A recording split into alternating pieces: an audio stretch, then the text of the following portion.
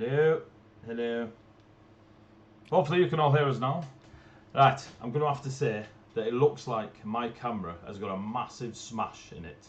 That's because I was pissing about with the overlay, added a really messed up effect, and when I exported it, I forgot to turn off the stupid effect. So it looks like my camera's smashed, but it's not smashed. I'll get that sorted for next time. And I'll probably expand these because now I'm seeing it. Stu's head's massive. So there we go. Sit there. Welcome to Heavyweight Gaming. We're playing Pathfinder 2E. You may have watched us play over the last couple of months the Fall of Plaguestone, the starter adventure set by Paizo. It was really cool, really brutal. It definitely put you through your paces of learning the game. We finished the adventure and put it to the side and decided that we liked Pathfinder 2E so much that we were going to try and throw out a campaign, homebrew in our world of Colossus, which is cool and amazing, and you'll love it. Honest. So this is session 1 of that said campaign. Before we go into all that detail, we'll go through the lovely, amazing, exciting stuff of social media. If you want to follow us on social media, you can go to Twitter, Twitch, Instagram, Facebook, YouTube now. Yes. And just type in Heavyweight Gaming and you will find us, and then you can see what we've been up to, what we're planning, etc, etc. Yeah, so that's social media. Our wonderful, beautiful, gorgeous sponsors for the show are Just Games from Guernsey, represented by Mr. Stu himself. They sponsored the Pathfinder 2nd Ed all the way through. Zek is now my least favourite character. If you know, you know. Great sponsorship by Just Games. Thank you very much for that. They sponsored the Fall of Plaguestone and they're continuing to sponsor the campaign. Sawdustandswearwords, incredible woodworking, crafty folk. If you go to Facebook and type in Sawdustandswearwords, you'll find their page and you'll get to see all the amazing stuff that Dave and Grace have been churning out. Dice cups, dice holders, rollers, really cool wooden bowls, candlestick holder. It's just some incredible talent with wood. Read into that as you so wish. So he's got an OnlyFans page. You can find it at Sawdust, and you best get this up there, Dave. So check them out. And again, they sponsored the Fall of Plaguestone. They've been a big supporter of the channel since we started it way back in March, or at least started pushing it way back in March. And he's continued to sponsor the campaign. So thank you very much to Just Games and Sawdustandswearwords. If you wish to support the channel financially, I know some people do, and it is very appreciative. You can do so by subscribing on Twitch, using your Amazon Prime free Twitch subscription that Amazon Prime gives you. You can use it on us or other channels if you wish to do so. It doesn't cost you anything, it's just paid by Amazon, but obviously we'll take it happily. Or you can go to our Patreon page, which you can go to Heavyweight Gaming, and there are a few tiers, a couple of dollars, and they stagger. If you want to throw a couple of dollars at us, obviously translated to it's gravy time. British pounds, thank you for the subscription, Evil Wabbit. I think I know that guy. We reward all our patrons with a e-magazine that we create that is rammed with 5th edition homebrew stuff. We are looking, and we say this, I've been saying this for weeks now, but we're messing about and trying to create homebrew stuff using the Pathfinder 2E rule system as well. So hopefully, maybe, possibly, we'll start throwing some of that in the e-magazine as well. But it's a cool magazine. It's like 30 pages long. You get maps, classes, lore of the world that we're playing in now. It's gravy time. Jesus Christ. Thank you very much for the subscription. Ole! Yes, so that's all the social media, that's the Patreon, that's the sponsors. Yeah, let's crack on. Brand new campaign. It's called The Call of Stone, and they will be playing in the northern lands of Savai, and I'll get to that in just a moment. First, I'm going to introduce my beautiful players. Playing Zahak, the Goblin Rogue, we have James. Give us a wave, James. Or a February post. Playing the Mighty Orc, Sir Gawain, we'll let him pronounce it. The champion is Stu. Give us a wave, Stu. Hey.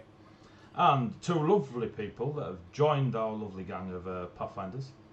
Hey up, I've got loads of stuff happening on my chat. We have Martin, 6'9", playing a goblin. Yeah. And we have Kerry playing a lizard folk sorcerer. So, Hello. we will No, get she's to. not. She's a bad sorcerer. Yeah. We will get to we will get to those character introductions shortly, but first of all, let us delve into the world of Colossus. I wrote some stuff. It's really cool, honest. So, Savai. There are 3 countries, nations, whatever you want to call them, that populate the northern tundras of Colossus: Viconia, Savai, and Doham. Once, many moons ago, this land was called Savaica. To live here it's naturally tough. You need to be hardy, strong-willed, have a strong constitution physically and mentally from the get-go. If you don't have them, it's unlikely we will see your first spring. The Viconians and those of Savai, conflict immediately rose. Wars happened. It happens a lot. It happened a lot here. The nations split. Viconia took the west, Savai in the east, and Doham took hold of the north. They were at one another's throats for over 2 decades, and blood spilled constantly throughout those 2 decades, and the aggression never faded. It came to a halt towards the end of those 20 years, give or take a year, and many Viconians and many of those of Savai have reasons of why it ended and whose fault it was that it started, and if you ask either side, they will say it was the other person. So, to this day, there's a bit of animosity between Viconia and Savai, but our party will be starting in Savai, so we will see where they get up to. There is a landlocked sea called Subdah Lake, and it is a holy ground to both Viconia and Savai. Both lay claim to it, claiming it to be the divine resting place of one of their pantheon. Those of Savai claim it to be the resting place of Glycia, a dragon of pearl. It is holy ground to both, and there is a ironclad agreement in place that there'll be no blood spilt on the banks of Glycia, off Glycia's lake, or anywhere around it. Savai itself is generally made up of knightly orders. The majority race here in Savai is orc, of grey skin. There are orcs with a reddish tint hue to their skin in the north east, that if you get to meet will be lovely. And there is a collection of these grey orcs that spend a lot of time in the northwestern forests of Emrys, and they have a green arcane sheen to their skin. Mostly though, there is a set of virtues put in place in a, unfortunately, stereotypical chivalry type way, that there are around 7 of them. Some claim there's 8, some claim there's only 6. A lot of people interpret them how they see fit to make sure that their way in the world goes according to those virtues. Those virtues are mainly known by those that claim the path of a knight, and everyone else is aware of behave yourself, look after one another, be polite, and hopefully you won't get slain. The climate of Savai, it's Arctic, rolling tundras, high stone walls, blizzards. There's a lot of snow up there. Most of the towns, there's nothing large. There's one large city. Everything else is a town. The towns are walled. The city is walled. The capital city of Savai is called Valkau, and it's situated in the southern part of Savai. And then, as I said earlier, towards the northeast and the northwest, you get the rest of Savai and the other orcs and their various interpretations of the Savai culture. So there's your little overview of Savai. Now we will zoom in on the lovely little town of where you are. You four will be starting in a town called Dolinsk. It is a way town between Savai and the Towan Highlands. So to the southern border of Savai and Viconia, there is a massive stretching mountain range from east to west called the Pride Mountains. To get through there is a pass in Savai and there is a pass in Viconia. You can clearly see that the Savai one is the only one you'd ever use. The town of Delinks is in the pass itself. Getting south to the Towan Highlands is impossible at the moment because of the heavy winter and the snows ahead. They need to be melted before you get any further, so a lot of stuff's going internal. But generally Delinsk is used as a way town for trade going from the Towan Highlands or anywhere that wishes to pass through Towan Highlands to get to Savai. They'd come this way. Delinks itself is more of there's about 1,000 people that are here permanently and keep the maintenance of the town itself. It is a majority orc. There are a handful of halflings, gnomes, lizard folk, and a few goblins, but it's a good 85-90% orc, and then that 10% made up by the rest. The town itself, it doesn't function exactly like your normal towns. Because it is a way town, it's more like a busy warehouse town. So the trade will tip up. There are several of the buildings are just storehouses, so people can arrange deals, sort out caravans and guards. There's a few large stables, there's a few large storehouses, there's the odd tavern inn,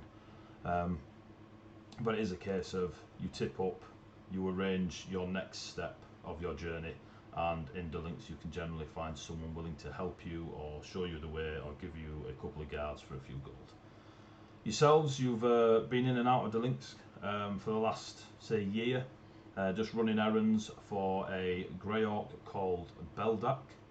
She's a lovely lady. She is a female grey orc. She has messy hair that is salt and peppery, closer towards salt. It's shoulder length, other than a long knife that's at her hip. Now and then she rarely got a weapon on her, and she's old as balls. She often gives you small jobs, generally suitable to your skill sets, which you all know. You have worked together in the past. Sometimes there's just been 2 of you working together, sometimes all 4 of you. So you know one another in name and a respectable reputation of you haven't died yet and you haven't yet got a unsuccessful job to your name. The inn, or the most popular inn, there is 2. One of them is just a drinking hall and can't be classed as an inn. It's just a shed with a few chairs in it, and that would be your pub tavern. The inn where people stay is a massive 3-story building built. What was that? Hey, I'll get to that in a minute, Uli. Thank you very much. It's a massive 3-story inn where all the travellers from the south or Savai coming south into the mountains onwards, they get put up here. The inn is called the Avalanche. They like to live on the edge. It is owned by a halfling from the Towan Islands called Bryn and a grey orc called Sergei. Both of them are bald, both of them with very thin beards. There's a very strange resemblance to them both, despite one being a 3.5-foot halfling and the other one being a 6-foot orc. Bryn still wears his scarf of black and blue tartan on his belt, and Sergei wears a bandana. These are their notifying marks that they don't matter what they're wearing, weather climate wise, or what they're getting on with work. Bryn always has his scarf on, Sergei always has his bandana on. And he always has a small pin badge on the bandana that's in the shape of a wyvern or draconic looking creature. There we go. Beldak has given the 4 of you a job. If you can hear sound effects in the background, it's our lass making herself a wine, because why not? So you've been given a job to go to Valkal, which is the capital city. There is still time. This is the first session.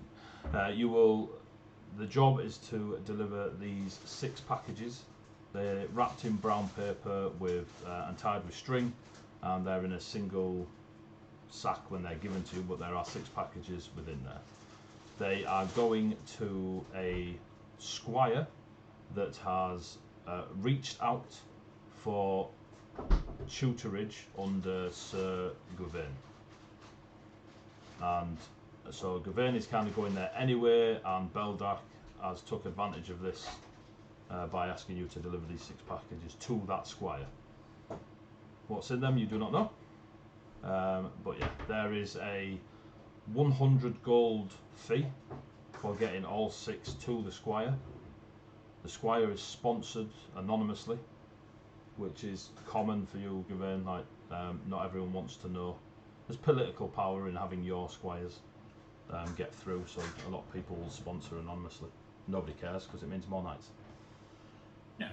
Yep. So you are, before we go 3, 2, 1, you might have seen earlier that Uli donated 200 bits.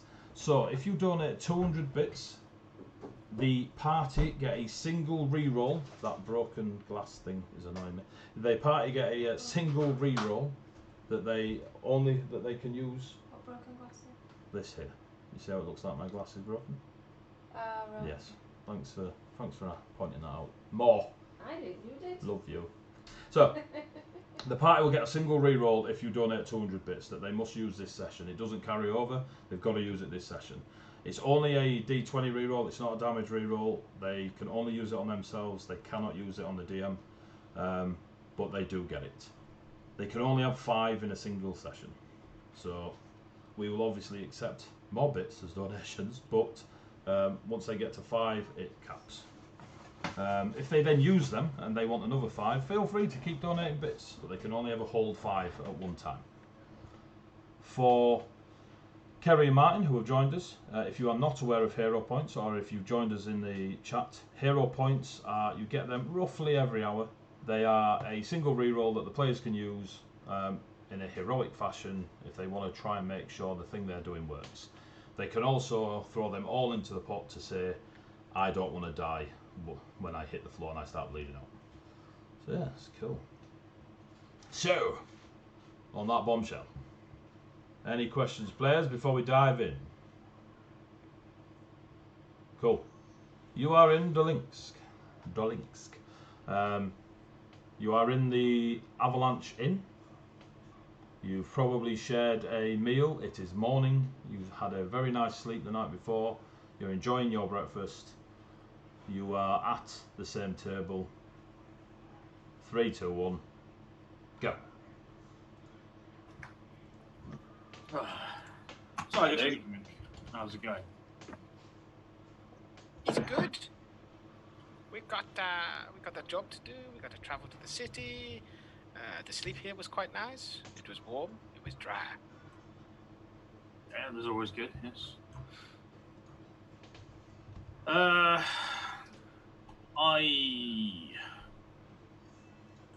don't know how much you guys know about knighthood. Not a lot. I'm not a knight. Stories. Fine. All right. So, squiring, as you're probably aware, means that a knight takes on an understudy.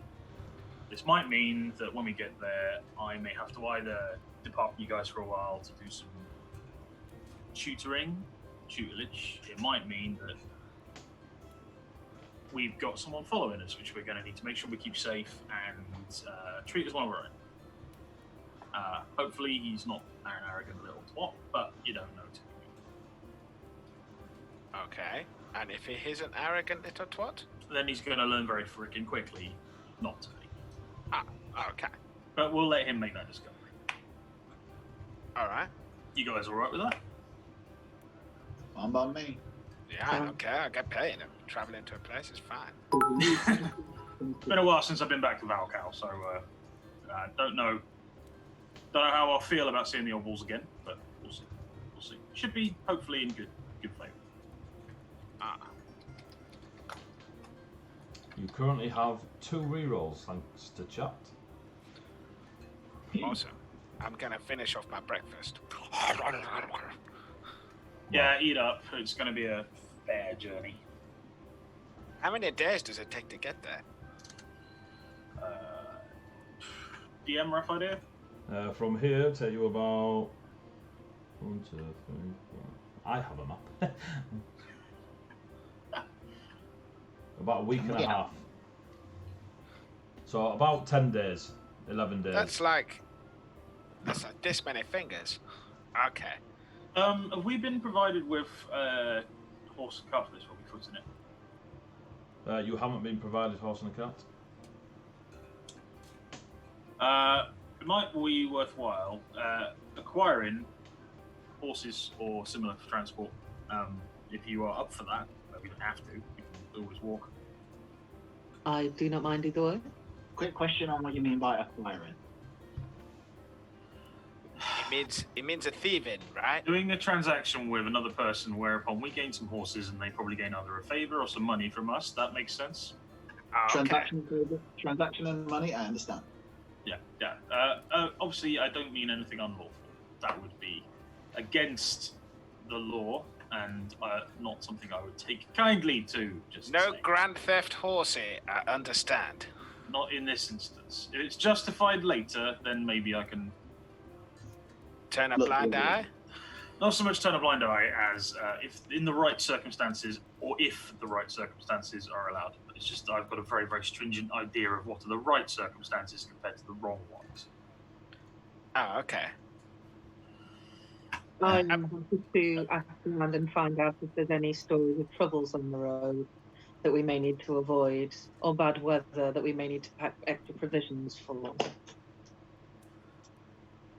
I mean, obviously there is a bonus. If we have horses, we can travel with them, and if we get hungry, we can eat them.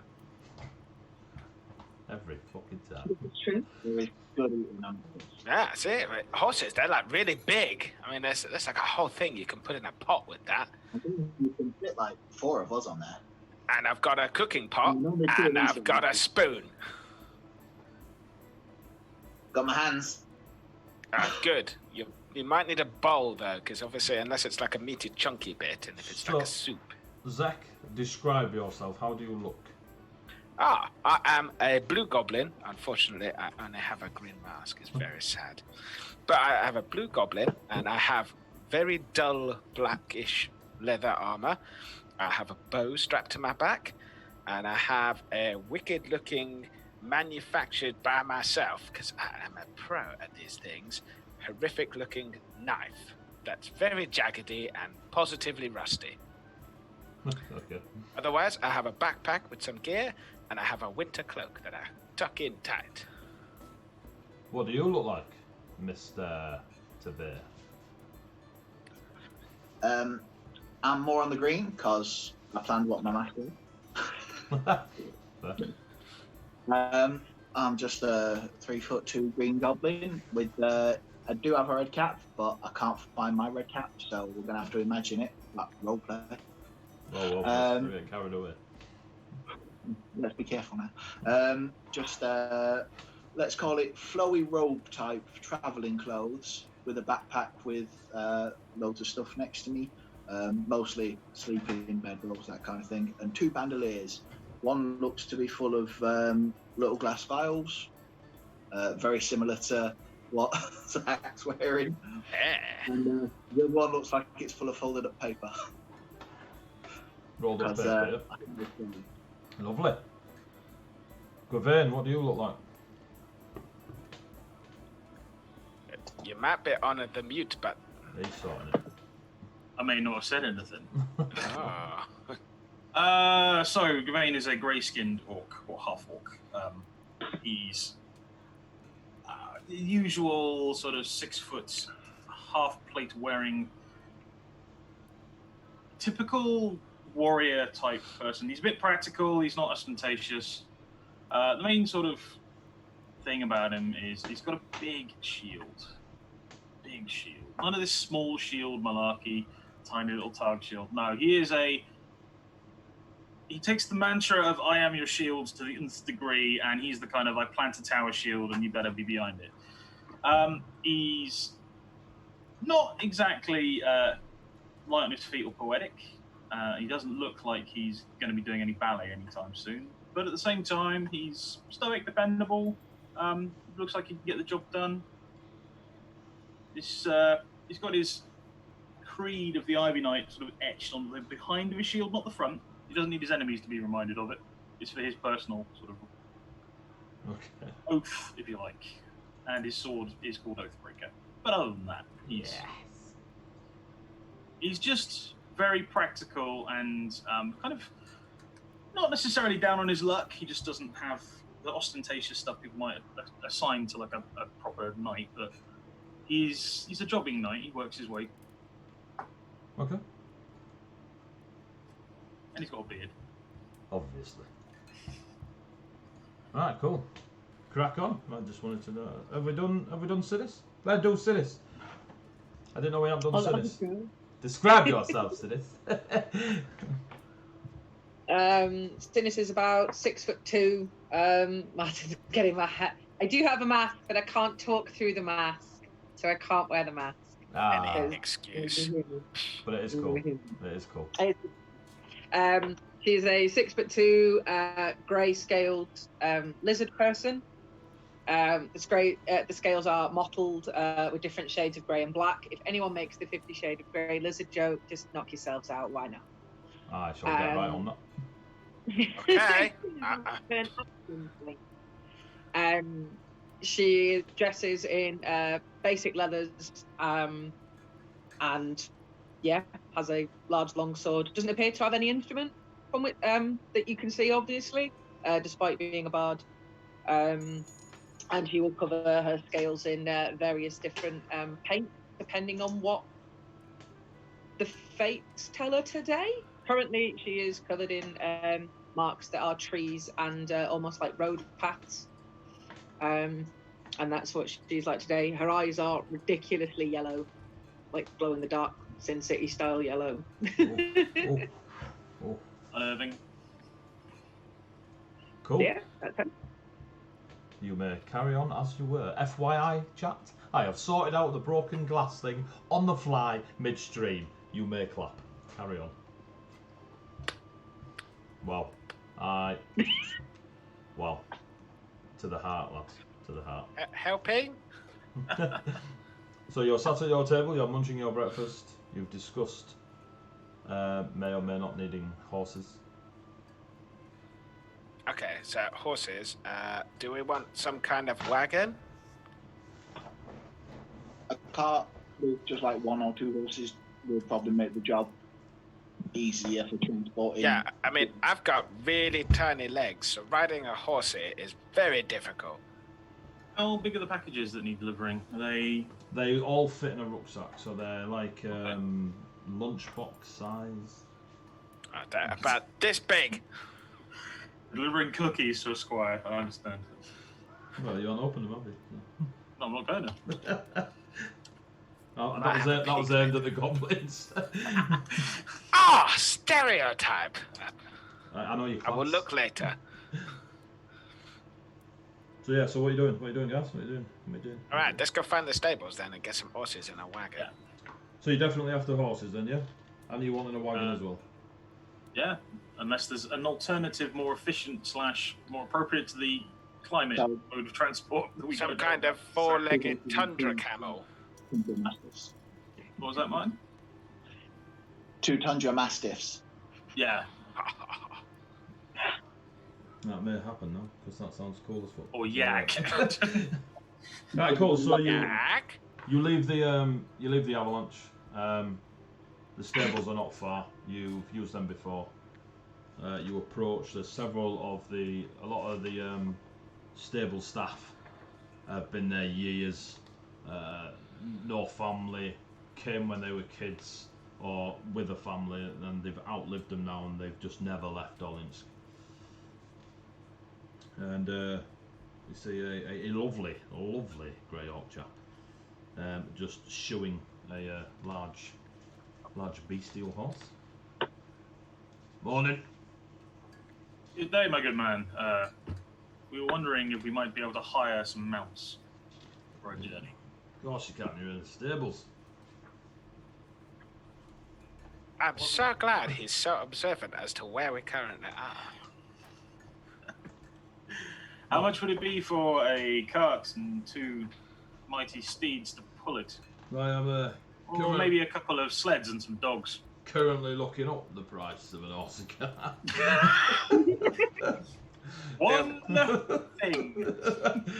Well, Yeah, It's just- not like we I have foreshadowed it them. for a good half an hour. I'm just saying I walk everywhere now. Hey, we can schlep if you want. Though, like, Right, rules people. DM Fiat, you What don't book? walk it. What Right, page fine. am I getting services on? There you I'm go. on it. Services. Yeah, rules. Services 294. Yeah. 294. Animals are also on that page and on 295. Cool. Ah, yes. What you... Brilliant. Yeah. Professionalism, everyone. Professionalism. Places. We know our shit, really.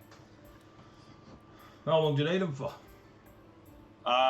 Well, we're head traveling to Valco, so let's say a month. Are you... A month? 10 days away, 10 days to stay there, 10 days back. Yeah, 30 in total. It's like maths. Even goblins can do that. Unless it's only 10 days on our feet. And if it does it in half the time, then we're going to need them half a month. So not necessarily, I mean, I could not come back, you know. 15 gold.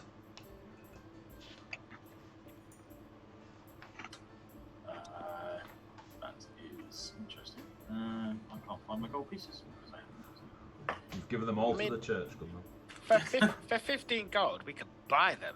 That's what I was wondering. Is that might be more of a good idea. People are up for buying horses. Yeah. It's Or are we cheap. going for like mastiffs? Because those sounded cool. I mean, I don't think I will fit on a mastiff. me and Zach can ride mastiffs. I don't think they'll handle you, mate. Oh, no, I Yeah! wasn't planning on it. We do have the kennels are quite busy with the Tundra Mastiff. Cannon. It is now. Hey, it's your world. Row it. All right. So, I mean, 15 gold sounds fair. I take it the animals are in good order. Obviously. 15 gold sounds very expensive, whispers the goblin. This is for a good cause, and very much we will take great care of them, and we may be able to sell them back to you afterwards. Would it be? Are you buying them or Untoward. renting them? Sinis, Well, the Sinis. 22 days enough to buy them. Yeah. So you want to buy them? Sinis, get the violin out. It's time to play the trump card. We are lowly and poor. I can make the we noise are- of the violin if you would like. No. Let me guess. You don't play violins. You play something else, don't you? I don't know. Maybe she plays bongos. Sorry, I can tell stories. Say again. I am a troll. I tell stories. Ah, of course, scowled. I understand. I would appeal to your good graces, Jon Stableman, and wonder if you might be more willing to offer a slightly more competitive rate. I've heard that I may be able to get animals of equivalent quality from a passing trader who wishes to sell off some of his stuff. But we do have to travel far, and I fear that maybe he's got slightly more tired stock than you will. Diplomacy. I was like, just get to the point.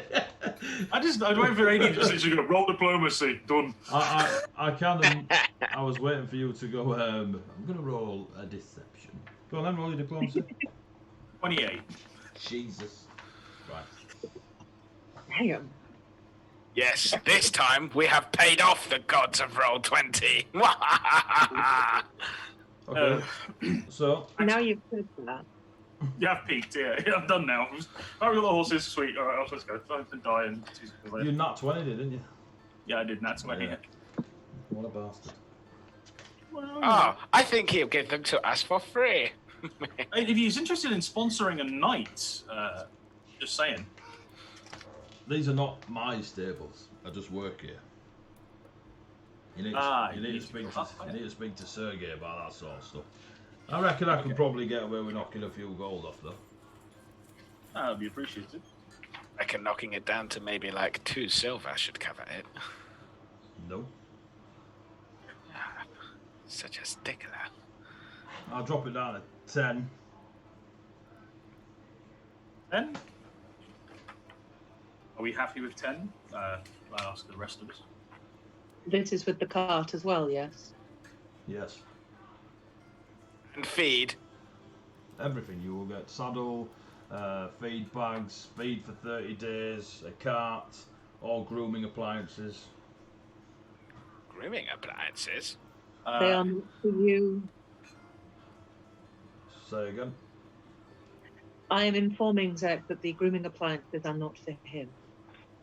Oh, that's okay then. I mean, I only take a bath like once every like couple of I Yes. don't know, tens of years. Just We know. once. I mean, I'm only 4. I've not even gone for my first bath yet. So, We are know. you taking them now, or do you want me to get them ready for later, or? We will take. We will. If you require some time to make the arrangements, then we can come back in an hour, or we can take them now. I'm easy. I asked you, and then you give me another question. Well, do you know anyone else that needs anything like taking to Vakal, the capital? You know, we could double up on jobs. Oh, no, that's not what I deal with. I just provide horses, look after the ones that are here.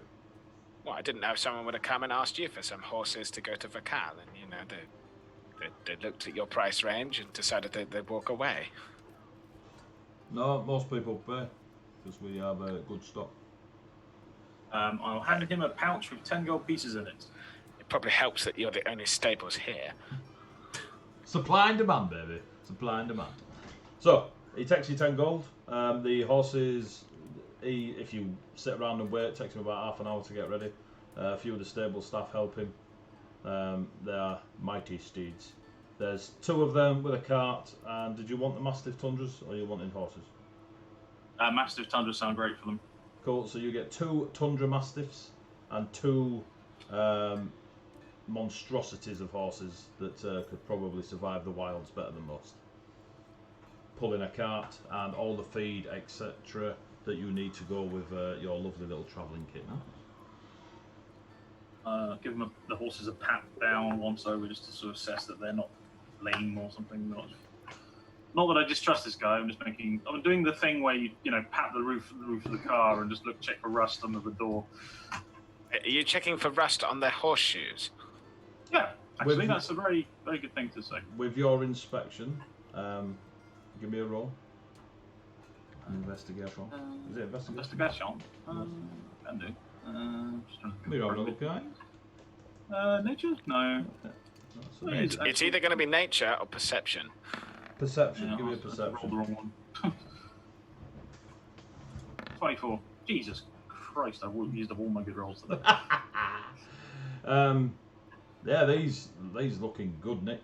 They are definitely top of the range. Excellent. These will do fantastically. Thank you. Ah, Your no service worries. is appreciated. You're very welcome, lad. Right. Anyone got any business they need to do, or shall we? I was only going to suggest that we check back at the inn to see if there's anyone there that needs a lift to, the capital city. Yeah, I'm in favour of this. Okay, you want me to go and do it? Your cart will hold 4 people and a boot space for several rucksacks, but that also includes like the feed and stuff like that. So that boils down to the 2 medium-sized people on the cart and the other 2 on horsey outriders. Mastiff outriders. Yeah. Yeah, I totally don't see this going wrong at any point, shape, or form. See this going horrifically wrong, but I'm going to go to the pub. I'll be back. Alright, so Zek heads off to the avalanche. You 3 just letting him? I'm likely to go with him because I want to see what I asked earlier in terms of seeing if there's any news on the road of things that we may be likely to face if there are roaming bandits, for example. Are you just gonna among the room essentially talk to everyone and just do your hi? Well, I'm gonna start off I'm with just Bree. glad you went through. Yeah, cool. Right, so can I have a performance from you, Sinis? Yep. Just using your natural talent to of word. Yep. Give me one moment while I figure out how to use the sheet. I believe it is. That's no worries. As opposed to your natural talent in Excel.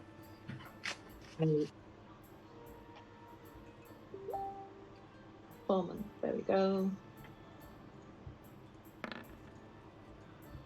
20. It's a dirty 20.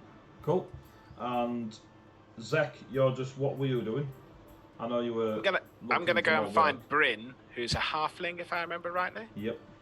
Yeah, So I'm you'll gonna go go find find Bryn. Bryn, and I'm gonna ask him if he knows of any work or any people that are travelling to Valka. Cool.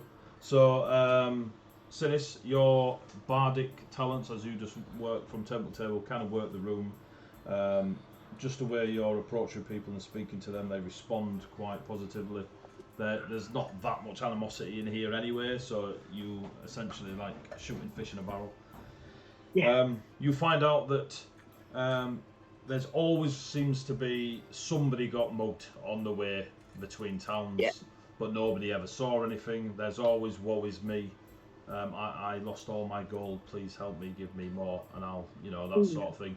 But there are a few things that stick out. One is there's a common story amongst 3 or 4 of the tables. I mean, this inn's 3 stories. It's massive, wide and high. It's kind of the main building in the town. But 3 or 4 maybe of these stories share the commonality of tundra scorpions. Okay. So they are massive, white and grey in their carapace, and they seem to have been attacking those on the road, hiding beneath the snows and then bursting out.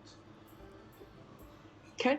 There is a rumour that the mountain shepherds of the Pride Mountains are in a bit of conflict with a tribe of Yetis. Okay.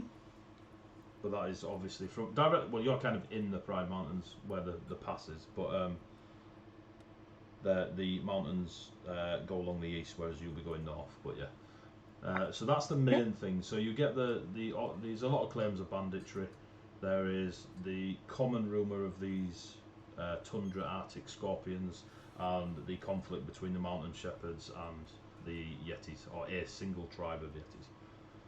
Is there a common place where the scorpions attack? Is it on a certain stretch of road or near a certain town? Or is it this road has scorpions on it, they're going to attack at some point? There is only one road between here and Valkal, and so you would assume that it is that road. But there is claims of, it's happening all over. But all over is massive. Like, for this person to have known that 3 days ago, they'd still be out on the road. But yeah. There is no name of Yeti tribe. It's just they're in conflict with a Yeti tribe. Okay. Cool. And that's what you find out as you work the room. Sweet. Zek, you see Bryn. He's got a barrel on its side. He's rolling it up a ramp to the bar. The bar's raised. He's rolling up to behind the bar. You approach him whilst he's rolling said barrel. Hey, Bryn. By the way, breakfast was lovely. The sausages were especially good. We're gonna be heading out to Valkal, the capital city. Do you know if there's anyone else that's looking to travel? Because they might want to clump up with us. Couple of dwarves sat in that far corner there. They're heading north. Some dwarves. Aye. Fair enough. Do you know of any other jobs? We've got a few round here could do. Yeah, any good with a hammer and nail? No. Hey, what are you wanting? Delivery jobs? Escorting jobs? What you want work on the road? Well, yeah. If there's anything going, I mean, we may as well take it as we're travelling up there. Yeah, it's gonna be 5 minutes. Shift this barrel. I'll come see you. Yeah, no worries. I'm gonna go talk to the dwarves, so I'll be over there. Okay. He rolls the barrel up. You see Sinis in there. Everyone seems to be following her as she speaks to them. They sort of on her every word as she then walks away. And then it's not like fall. Oh, she stopped talking. And it's almost like they're not enchanted, but they're definitely focused. Multi-coloured lizards. You should never trust them. Bards, mate. Never mind the lizard. Just touch bards. The dwarves, there's about 10 of them, all sat around the table. They are in the typical fashion of the tundra, heavy furs and wrapped cloaks and stuff. If they're not wearing them in the inn, some of them have got them on the tables and chairs around them. They take up 2 tables. They're eating and drinking. They're not rowdy eating and drinking. They're just they are short bearded. They're not heavily thick beards. They're quite short. Yeah, various fashions of mohawk are their hair. Hey, dwarves! I'll shout over the din. We were planning on travelling north to Valkau. I hear you wanted to go north too. I didn't know if you'd want to join with us, because you know, more people makes it less likely of being attacked. The closest one turns to you, and she's got brown hair. Her beard is dead short, but there's no moustache. She's got really bright green eyes, and she sort of looks you up and down, all 2'9" of you, and we're going north. How many of you is there? 4, but we've just hired some horses, some dogs, and a cart. Is she with you? And points across the Sinis. Oh, yeah, she is. Yeah, we're on board. Okay. That's very weird. I mean, was it just because we've got the lizard? Or, She's quite the storyteller. We've yeah, heard. she's not, good at fiction. There's not many lizard folk around here, and we like a good story, and she comes highly recommended. That's what Beldak says, anyway. Yes. Brilliant. Yes, I mean, she makes up stories and she tells them. She can even read your palm or your future, or do something with stones or cards. I don't know. She does something else as well. Noted. When you're setting off, so we're kind of finishing up breakfast. Well, should we say half an hour? An hour? I don't know. Yeah, How we'll long be does it take ready. a dwarf to get ready? Okay. She I don't know if you're all going to fit on the wagon. She looks at the rest of them. She's like, "You all right with this?" They all sort of just in unison, like, "Wee, lad." Oh, awesome. It seems like you're all united in your answer. I mean, at different varying pitches. You're but lucky they very didn't good. go, Well, who. I'm Zahak. We'll probably be next to the very rippable off of stables with the dogs and everything. And we'll meet you there in 30 minutes. They're ludicrously expensive. I mean, I could have bought a horse for the amount they wanted to charge us.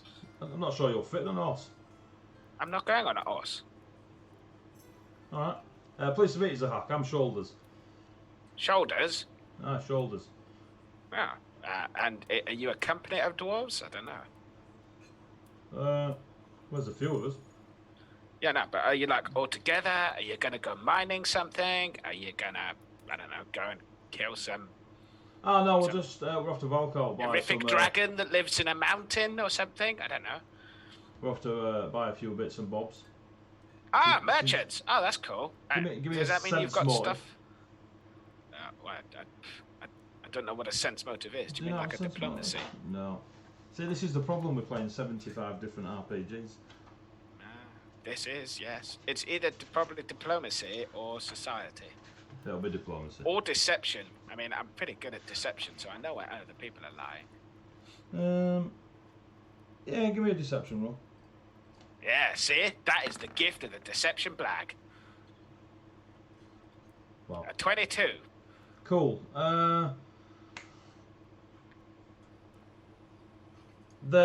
She's deliberately not telling you why they're going to Valkal. Oh, okay. She's not lying. Nothing you've picked up is a lie. But she's deliberately not telling you why she's going to Valkal. Okay. So if you're merchants and have you got a load of stuff that we're going to need to put in the wagon? No. We're going to need to hire more wagons? We carry it all with us. We don't need any hiring of wagons. We've got our own steeds. Oh, okay. What do you ride? Horses, we're tall enough. Ah, I see how it is. Fair enough. If you've got horses, that'll take you. Some kind of like mountain ponies or something, probably. Anyway, I'll see you out there in 30 minutes. Yeah, no worries. See you later, Zach. Zach, the hat. That'll do! As I wander off. Cool, they carry on. I'm going to go and find Bryn to see if his 5 minutes have passed by. Yeah, easily. You see Sinis just finishing off towards a last table. It looks like she's done quite well at hitting every table and give everyone the perfect amount of attention that they require to be interested. It's an art form. I'll wave her over. Cool, Sinis, you are waved. You're waved. It's Italian I'll too. if I finish up, I'll go over. Okay. If not, I'll finish up, then go over. Yeah, it coincides quite nicely. You head over and he's approaching Bryn, or Bryn is coming towards Zahak. Or Zahak. Z-Man, the Goblin. Okay. I don't mind. You know, it's a name. What's in a name for a goblin? Yeah, so those 10 dwarves over there, Sinis, they're totally on board with traveling north with us. Although between me and you, they seem a bit shady. But they're merchants, so who cares? You know? You're so easygoing. I really like this. Awesome. Bryn also might have some other jobs, so we'll just wait here for the halfling to get here. He's got short legs like me.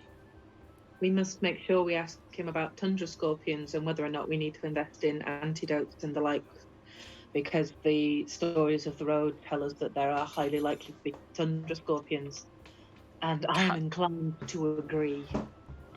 Okay, well, I don't want to face no tundra scorpions. I mean, they've probably got the little pincers and the tails, and it'll just be horrific. I'll probably hide under the cart. You are correct in your summation in everything apart from the little. Oh, they're not little? How big are they? So how can I help you? Hey, Bryn.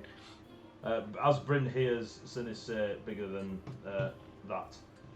What are you talking about? He's talking at Sinis, or to Sinis. Tundra scorpions. Oh, little bastards they are. Well, not little. Oh, little? Oh, not little. Why are you going near them? Apparently they are coming near the road, and I'm inclined to agree that they will. They are apparently digging in the snow and ambushing people. Do we know if they poison? I forget. I would definitely go with, yeah. Does anyone make the antidotes, or is anyone able to tell us a recipe, or some of them? I don't think it's lingering. I think it's quite a fast acting. It's going to burn for a bit and then fade. I mean, probably, if they're quite big, I suspect the giant hole in your chest would be more concern than the poison. I mean, in the first instance, yes. But if it doesn't linger, you are correct. To be fair, it looks like she can take more of those holes than you can, Zahak. So maybe the poison is well worth keeping an eye on. That's why I'm going to be under the cart. Yeah. Yeah, I'd definitely go with parrying. Put a shield in the way, or another party member. Another party member, I understand. One that you can lift. It's looking at Sinis. I'm just going to look at Zach, and I'm like, I understand. Wait, what do you understand? I'll raise Goblin. So. Don't think this is a feat! You've got feet, it's fine. You were asking about other jobs, yeah? Did you speak to the dwarves? Yeah, they're travelling north. Although, you know, they said they're merchants, but they didn't really give a specific reason why they were going north. You know anything about them? Well, if their merchants are not talking about what they're selling, it's probably under the table sort of merchantry. Oh, it was under their table? Maybe I should go and have a look. You could literally walk right under their table. I know. I'm fairly short, Bryn, like you. It's fairly good. Anyway, Bryn's like do you have 3.5 any other foot jobs? looking down at you like, I am massive. That's only like 8 inches. Don't get too cocky, kid. Sergey, it's a crap job, but he's got a letter once delivering to Valkal. Oh, okay. Yeah, we'd do that.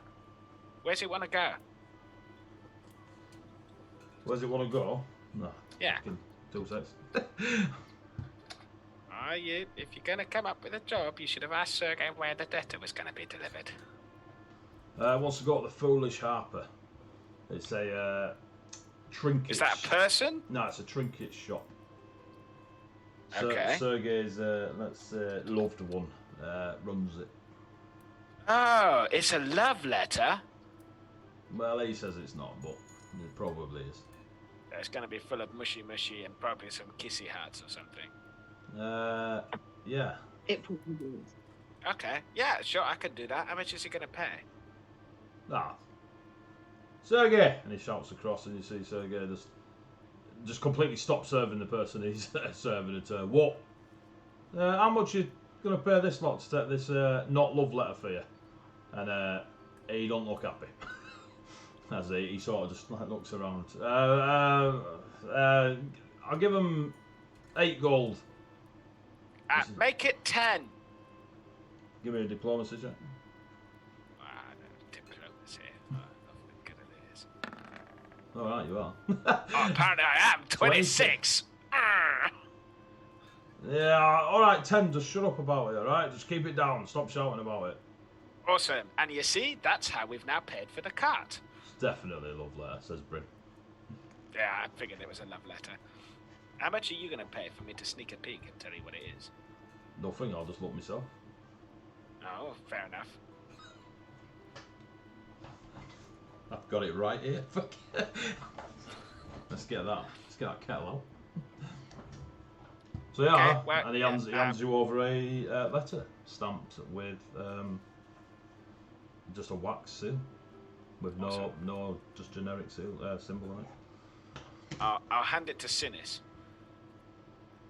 Cool. I will take the letter. Cool. Other than Okay. that, everyone seems to be sort of sorting themselves out. I mean, with the snow's frozen over and that, no one's getting through the pass, so work's kind of quiet at the minute. Nah, that's cool.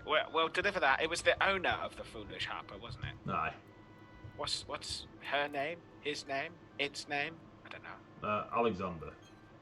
Alexander. Aye. Oh, okay. Do we have a surname? Maybe. Okay, cool. So Alexander, maybe. I understand. Okay, Sinis, let's go. I think we've got everything we can here. We've got probably another 28 minutes till the dwarves are ready. That's a strangely precise number, but yes. Well, it was a rough guess. As your 28 minutes pass, I will assume, unless That is fairly accurate. unless Gavin and Tavir want to do anything, then you will jump forward. Tavir, do you want to do it? Cool. Gavin? I'm probably just sorting out the horses and tack, waiting for them to get back to me. Does my backpack healer friend want to? My child will do the same to the Mastiffs so that me and Zach can just jump on them when it's time to go. Cool. 28 minutes pass. You all meet up at the stables. The hefty horses are brought attached to a cart. It's all lovely placed out. The sacks, the feed, the bridles, etc., etc. The tundra mastiffs. I get the feeling I'm going to put the word tundra on a lot of stuff during this campaign. The tundra mastiffs are brought to you. They are already saddled. You are welcome to check Tavir, but they come out just as well prepped as the horses do. They are a lot bigger than your domesticated mastiff.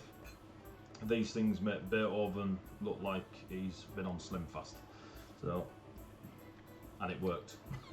but yeah, as they are brought out to you, you see Zek and Sinis approaching you, and behind them around 10 dwarfs, all leading these heavy-set mountain pony type horses. Oh well, at least they've got their own ponies.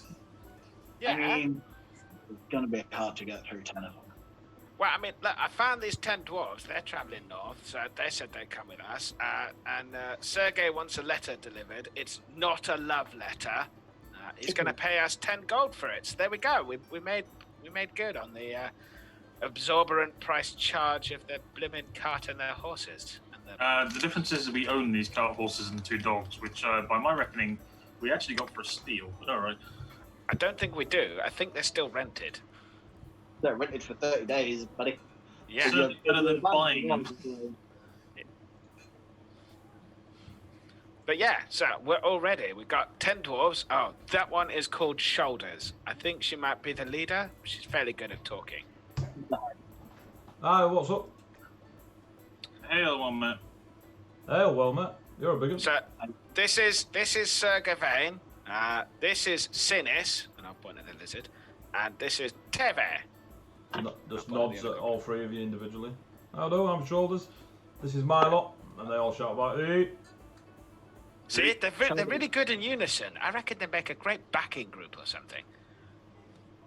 Shoulders, are you the head of the group? Ah, yeah, pretty much, yeah. No, she's the shoulders of the group. Well, What? we'll travel at the back. Yeah, don't blame me. It's suddenly got cold in here, and we're outside in a tundra. The most likely thing we'll run into are apparently tundra scorpions. They're quite large and fast. If they hit you, they are likely to potentially poison you, but it burns out quite quick. Dodge or parry is the best way, apparently. Or Also- get one of your mates in the way. Get behind me if needed. I understand. What, single file? Well, it depends how many scorpions there are. Obviously, if they're encircling us, I would appreciate anyone who is handy with a shield or another weapon to assist in guarding those who are less able. They are apparently attacking from ambush and are hiding under the snow. So if you see freshly disturbed snow or a unusual mound of snow, it's likely to contain the scorpion. Excellent. Good As information. a surprise. I mean, I'm fairly certain that poisoned lands will be working. It is likely. Ah, well, we'll mount up. We'll just follow you out. Yeah, good. All right, Are you we're going all ready now? Are then. you going now? I mean, Have we got trail rations sufficient? I've got food. you've got enough to get you to the city. Excellent. Minimum fine. on whatever, minimum. whatever you've bought in Yeah. creation of character. Crazily enough, it's a lot. I would quite like to quickly mark the 6 packages we've got so that we Yeah. can differentiate them from if anyone else tried to swap them out. Is this a magical mark or is this a clever mark? I'm putting a permanent marker thing on it. Oh yeah, basically I'm gonna put a little squiggle on them all. Okay, I'm not doing cool. my. I thought you were just like arcane mark. If they open it, they die. I was like, No, Jesus. Okay. I'm gonna cool. lock them in the 3rd dimension. No one's gonna touch them. No, none of that. Yeah. I'm just gonna draw something on them very quickly in Okay. terms of we now know these ones are ours. They are all marked Okay. with whatever mark you wish to put on them. So the dwarfs mount up, pull themselves into their mountain ponies, and you just Shoulders just puts on this thick fur-brimmed cap, and a lot of them have got similar headgear. Ready when you are. I look at the Mastiff. I'm gonna be on top of you. Be good. Big Clovis. I'm pretty sure that means yes, maybe. I'll scramble on top of the dog. Give me a nature check. Whoa, dangerous territory. Not too bad, mate. 18, 18. and I only get +1 to it. Cool. Yeah, the Mastiff just sort of crouches its front legs to give you enough of a jump to get up on it. You are on your Mastiff. Awesome. Are we going? Are we all ready? Is everyone else on their dogs, or horses, or casses? Cool. Today, give me a nature check. Don't wanna. I don't want to either, but he makes us do it by the power of his mind. Oh, damn you. I love how it all went dead quiet. Like, anyone else? No, we ain't getting on no transport. I will swing up onto the cart. Sir Gawain and Sinis, you get up on the car. There you go. You're fine.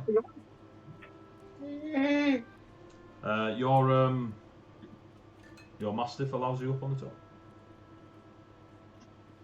So, Zach and Tavert, you are on your Mastiffs. They are big, they're big beasts. They carry you easily, they are nippy and agile. You spend a few minutes just getting used to them, like pulling the reins and seeing how they manoeuvre differently to a horse. There isn't any bit in their mouth or anything like this. It's just all round the shoulders and the harness, and they just react to pulls. The horse and cart, Gawain, you've probably been in these a few times. I will assume you are driving, unless you tell me Sinis is driving. I don't know. You better at driving horse and cart? I mean, I'm okay with riding a horse. I'm not really driven. Have either of you got feet drive horse and cart? Exact situation. No. No. I have a combination of skills that may be of use to this particular situation, such as riding. I can diplome the heck out of the horses. Yeah. Between the pair of you, a horse and cart is easy enough to manage. That's exactly what they do. There doesn't need to be a personal connection, like the Mastiff who is relying on you not running them into a tundra scorpion. Cruise control. But yeah, you are essentially cruise controlling your horse and cart. The Shoulders rides up next to you on her pony. She's like, my lot will just hang out the back. If any of these scorpions seem to attack from the back, we can kind of deal with them. If you want to take anything from the front, you're a big lad. Yeah, occupies. Have you got a tower shield? Yeah. Yeah, cool. Currently not like right in front of me. That would be amazing, but also stupid. Just riding over. I'll take that as a full cover. Just put the reins over the top of it and be fine. Can't see for shit. The horses know what they're doing. I'm all worried about Sinister sat next to you, looking at you like, what a twat. So yeah, you head an easy out. reach behind me. You head out of Dolinsk. What is your marching order regarding? So the dwarves are at the back. This is going to be you guys out on the road. Are the Mastiffs flanking? Are they running in front? Are they behind the car? How are you guys going forth? Traditionally, as having ever taken a dog for a walk before, I'm going to let the dog pull. So it's going to be slightly ahead of the thing, doing nothing. It's going to run back, it's going to run forward, it's going to run around. And I'm just going to let it go because I don't know not to. Brilliant. So what you're saying is I have to stop the car every 5 seconds to avoid running into the back of the Mastiff as it stops to sniff something. Yeah. No. Mostly the other Mastiff. Wow. So you see Taver's Mastiff just sort of. At first you think it's a tactical snake, you know what I mean? It's like zigzagging. Oh, cool. That's good. Then you realise that's not a zigzag. In fact, that's not even a figure eight. What is that? And you just hope that whatever Taver and his Mastiff are doing is some cunning plan. I mean, it's managing to stay at pace with you somehow, but not in a straight line. Sure. What are you doing, Zek, with your Mastiff? I'm gonna be just in front of the car. Okay. So it will be Zach just in front, then the cart with yourselves on, Taver doing a perimeter check, and just in one area of the perimeter, and the dwarves will be on their mountain ponies behind you. So you plod on, leaving the links. You still have 2 days of mountains to get out of, but there is a path through it, which has been trekked for years and years and years and years, and is the path that people take to get out of the mountains. It's kind of clear on both sides, very wide, almost valley-esque, where you are leading out of here. There hasn't been a recorded incident of avalanche in this valley for God knows how long. Can be reflexive. Yeah, Bard starts singing. You hear a rumbling. Of those 2 days, you eat, drink when you need to, small chat if you so wish. If you wish further chat, let me know. but your knights are made up of the dwarves keeping watch, yourselves keeping watch if you so choose to do, and the first 2 days actually pass like any others have when you've left a links to go north or on these little trips. Not a lot seems to happen ever because it's just such an isolated area and too close to the town. If anything, it's probably one of the safest places to be. But whilst over these 2 days, can I have a perception check of all 4 of you? It's one. Yeah, just one perception check of all 4 of you. It's on its own bit, isn't it? There we go, there we go. Ooh. Nice. 20. It's a dirty 20, but... So I've only got 3 rolls on there. Yeah, we have to switch sheets. We are peasants. Oh, okay, We have to put okay. one laptop. It's an old dead laptop. So, Okay, that's not bad. Cool. Do they have to So- choose? So, Sinis and Tavir, what you notice over the couple of days is, and remember you have 2 rerolls that you must use this session, is what chat is reminding you all of. What Tavir and Sinis notice over the 2 days and a couple of evenings is up in the mountains when you're looking and admiring the horizon or landscape, skyscape, etc. There is quite a abundance of humanoid creatures up and about there. Tavir, you don't really recognise the humanoid creatures. Sinis, you recognise them as yetis. And what you know of yetis is they are just as much a culture, civilization, society as the orcs, the giants, the lizard folk, etc. They're not just beasts that attack from the snow. So, and you notice them. I mean, they're not close, they're up mountains, but you just recognise them moving across like mountain paths that are God knows how many feet up, nowhere near you, to the point where it'd probably take them half a day to get to you if they were to suddenly run down the mountain. But yeah, so you see that over those 2 days and evenings. Evenings, you see the fires lit, but they are a blue fire, not a orange fire. And then throughout the day you see them moving through the mountain passes to the east, always on the east. Cool. Sinis, Tavir, you just noticed that there are humanoid creatures doing those similar things. And that is your first 2 days. If you wish to speak about that during your 2 days, yep, go Sinis. I will use my words and inform people that those things up there with the blue campfires are yetis. They appear to be moving consistently to the east.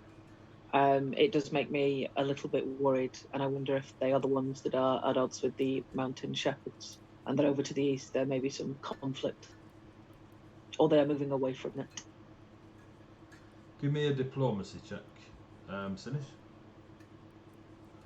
I will do.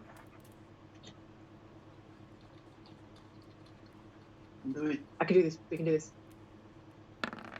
Hey. 16. Yeah, that's enough. You notice that the dwarfs are happy that there's yetis nearby. But whether that be a cool yetis, or cool yetis, you can't really tell. Cool. Yeah, it makes Sinis quite worried.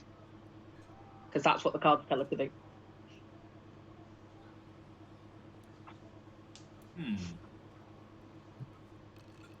Hopefully the yetis won't come close though. Maybe not. It's not worrying in relation to us, I think, but it may not be relevant. But we can keep going. That's fine. What was the specifics of what you learned about yetis? The mountain shepherds are currently at odds with one of the Yeti tribes. So either they are Yetis fleeing this because they don't want to feel the wrath of the mountain shepherds, or they are positioning themselves in order to better themselves in that conflict, neither of which I'm a massive fan of. And frankly, any fighting with mountain shepherds, who literally shepherd mountains, should be considered very dangerous for people in the area. Okay. I'll keep eyes on. That's good. Yeah. Cool. For you lot, which I believe I told you before, but also the people watching, is mountain shepherds are giants that look after the mountains. Yeah, it's mountain bonsai artists. Yeah. So, Trim a bit off the side. you discuss this throughout your 2 days, you spot this, etc., and pass on that information. They do indeed shepherd the mountains. Yeah, you make it out of the. There's mine. You make it out of the pass, and before you is miles and miles of white, just rolling tundras before you. Absolute nothing in sight. Nearby, you can obviously see in the distance large hills to the northeast that roll away towards the coast. You see the mountains stretching far to your left, and as far as the eye can see, you can't see the end. Again, there is more lakes and hills at the base of the mountains, all the way to the east. And if you were to, you kind of going north, slightly off north, to get to Valkal. But you do notice that the path before you is grooved through a lot of the tundra. It has just been walked that many times that there is banks of snow to the sides where anyone, merchant or otherwise, would travel. 2 days have passed, you've eaten, drunk well, it's been nice. The dwarves on an evening are happy enough that they entertain themselves. They pay a lot of attention to Sinis. Whether you do or don't is your choice, but if you tell a story, they are completely enthralled by it. If you don't, they look as though they're waiting for one. I'll encourage them to tell stories as well, because I like to collect other people's. Okay, that's pretty cool. Right. I'll send you something. So, so whilst you're back and forth and swapping stories and stuff for the dwarfs, they will tell you a few of their stories from the Towan Highlands. The 2 days have passed. You're on the third day. You're trekking along. It gets about the middle of the day. You're setting up for food. You're all sat around your makeshift camp. The cart's off to the side with the horses. They're going through their feed and stuff. The mastiffs have their own feed bags and such. You were given quite large water containers. They're really short, fat barrels with water in them for the horses and the mastiffs. You're all having a nice, lovely munch. Shoulders walks up to you. Just you four sat where you are and says, what are you lot off to Valkal for? I'm there to meet up with a squire who wishes to come into my service. Also. You train young'uns. Ready to deliver a very important letter. Is that the not love letter they were shouting about in the inn? There is that one as well, yes. All right. What's this other letter? What? Looks at Gawain. What is this other letter? I'm not going to say. I don't want to. It's embarrassing. Okay, fair enough. I reckon he's got a love letter and all. Yeah, sounds like it. I don't have a love letter. Nobody loves goblins. Everybody knows that. Now, we're working ourselves into... Oh, hang on. Sorry. Say again. Today. I said, not to lie, I'm well loved. I'm well loved. I was going to say, it's become a freer, more accepting society whereupon, goblin kind can become one who are very valued in society. Why are you scratching the back of your head and looking away when you say that? You had an itch. Yeah. No reason. Anyway, why are you going, Shoulders? I mean, you said you were merchants, but I don't see you carrying an awful lot of mercantile goods. Oh, we're buying, we're not selling. Oh, you buy them? What is it that you're after? Just trinkets and stuff. You in the antiques trade, Trinkets or? and stuff. Yeah, we like trinkets. We don't really get a lot of them in town. That's fair. Well, not the trinkets they have up here. Our trinkets are more bone and fetishes to keep the spirits away and such. You know how it is. So you're not going to sell any of those when you go there. You're just going to buy the trinkets from here and then take them south. Yeah. Oh, okay. I mean, it seems foolish. I mean, if I was a merchant, I would take my goods to somewhere to sell and then buy the local thing and then take the local thing. But, you know, I'm not a merchant. But when we get this lot back, our lot will buy them for double their worth. Yes, but they'd probably buy whatever that you produce, you know, your spiritual trinkets of keepy, Everyone ghosty, produces ghoulies them. No away. one needs to buy them. Oh. And I up don't know. here, I they give don't up. care. I try to have a conversation about merchant stuff, and I'm just no good at it. Alright, fair. So yeah, you train young'uns. You ever trained a dwarf? I've not had the pleasure of training a dwarf, but I wouldn't be adverse to it. What do you train them in? I mean, I can say you're a big one, but Warfare mostly. warfare. How to survive a blow, how to roll with the punches. How to use a Tricks. whopping great big shield, other than using it like a sled. Yes. How to be a defensive bastion, how to be a phalanx, how to be a noble knight, how to live your life the right way. Depending on your proclivities and if you have a particular code passed down by any higher power you might serve. Yeah. Higher power? Oh, you mean like the gods and that? Aye, that's the one. Yeah, we're not really into that. No, each to their own. I'm not going to judge. But I will say... I'm going to hold you to that later. Yeah. Alright, well, cool. I'm going to go back to the to that lot. Speak to you in a bit. Okay. The shoulders just watching. Bye. Can you all give me perception checks? I mean, seriously, it's really odd. They're merchants. I would have thought they would have brought something to sell. Oh, 25, please. Jesus. 23. 13! Roll as you mean to go on with perception. 25, 23, 13, 19. Cool. So, Gawain and Sinis, you notice a shifting in the snow to your right. Not a lot, just a shifting. Zek and Tavir, less so.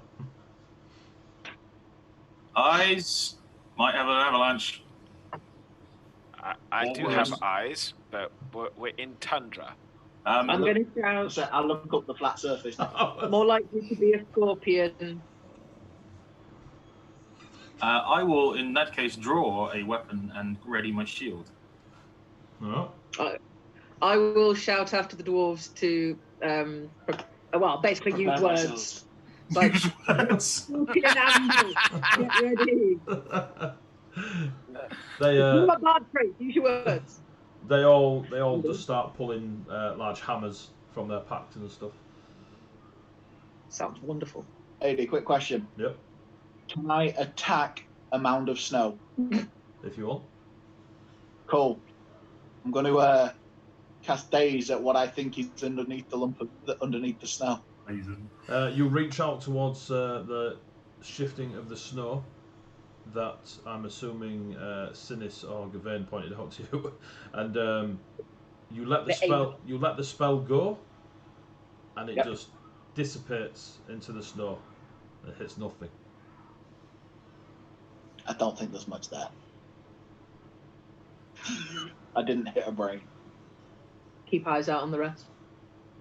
I'm going to carry on eating my lunch.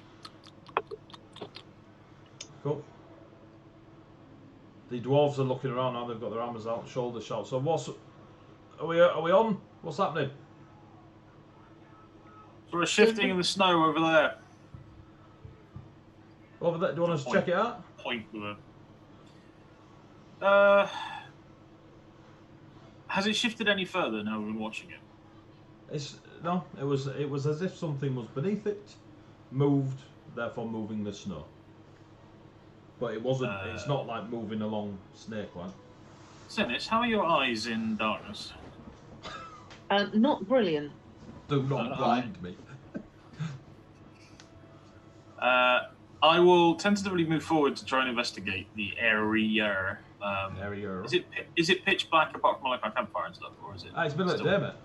Oh, it's middle of the day. Sorry, Yeah, I it's not for lunch. I thought it was the middle of the evening. Said, Yeah, it's lunch. Yeah. Sorry, Lunch. for some reason I thought it was middle of the evening. I even Sorry. changed it to lunch because you give us use dinner and lunch. And all that, you know what I mean? That's fine. All right, in that case, we'll Can't win. Yeah, I'll move forward and sort of poke the snow with my sword. Reflex save.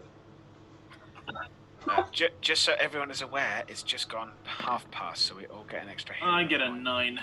Cool. There we go. Combat happens, bad rolls occur. Just like I said it would.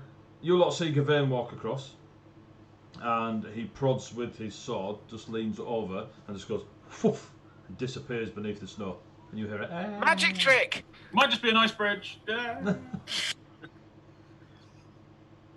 Gawain, what you see, you tumble down about 15 feet of made tunnel.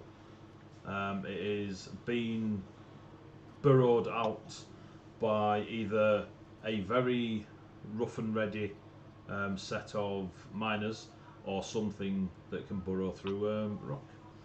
But it goes down for about 15, 20, 25.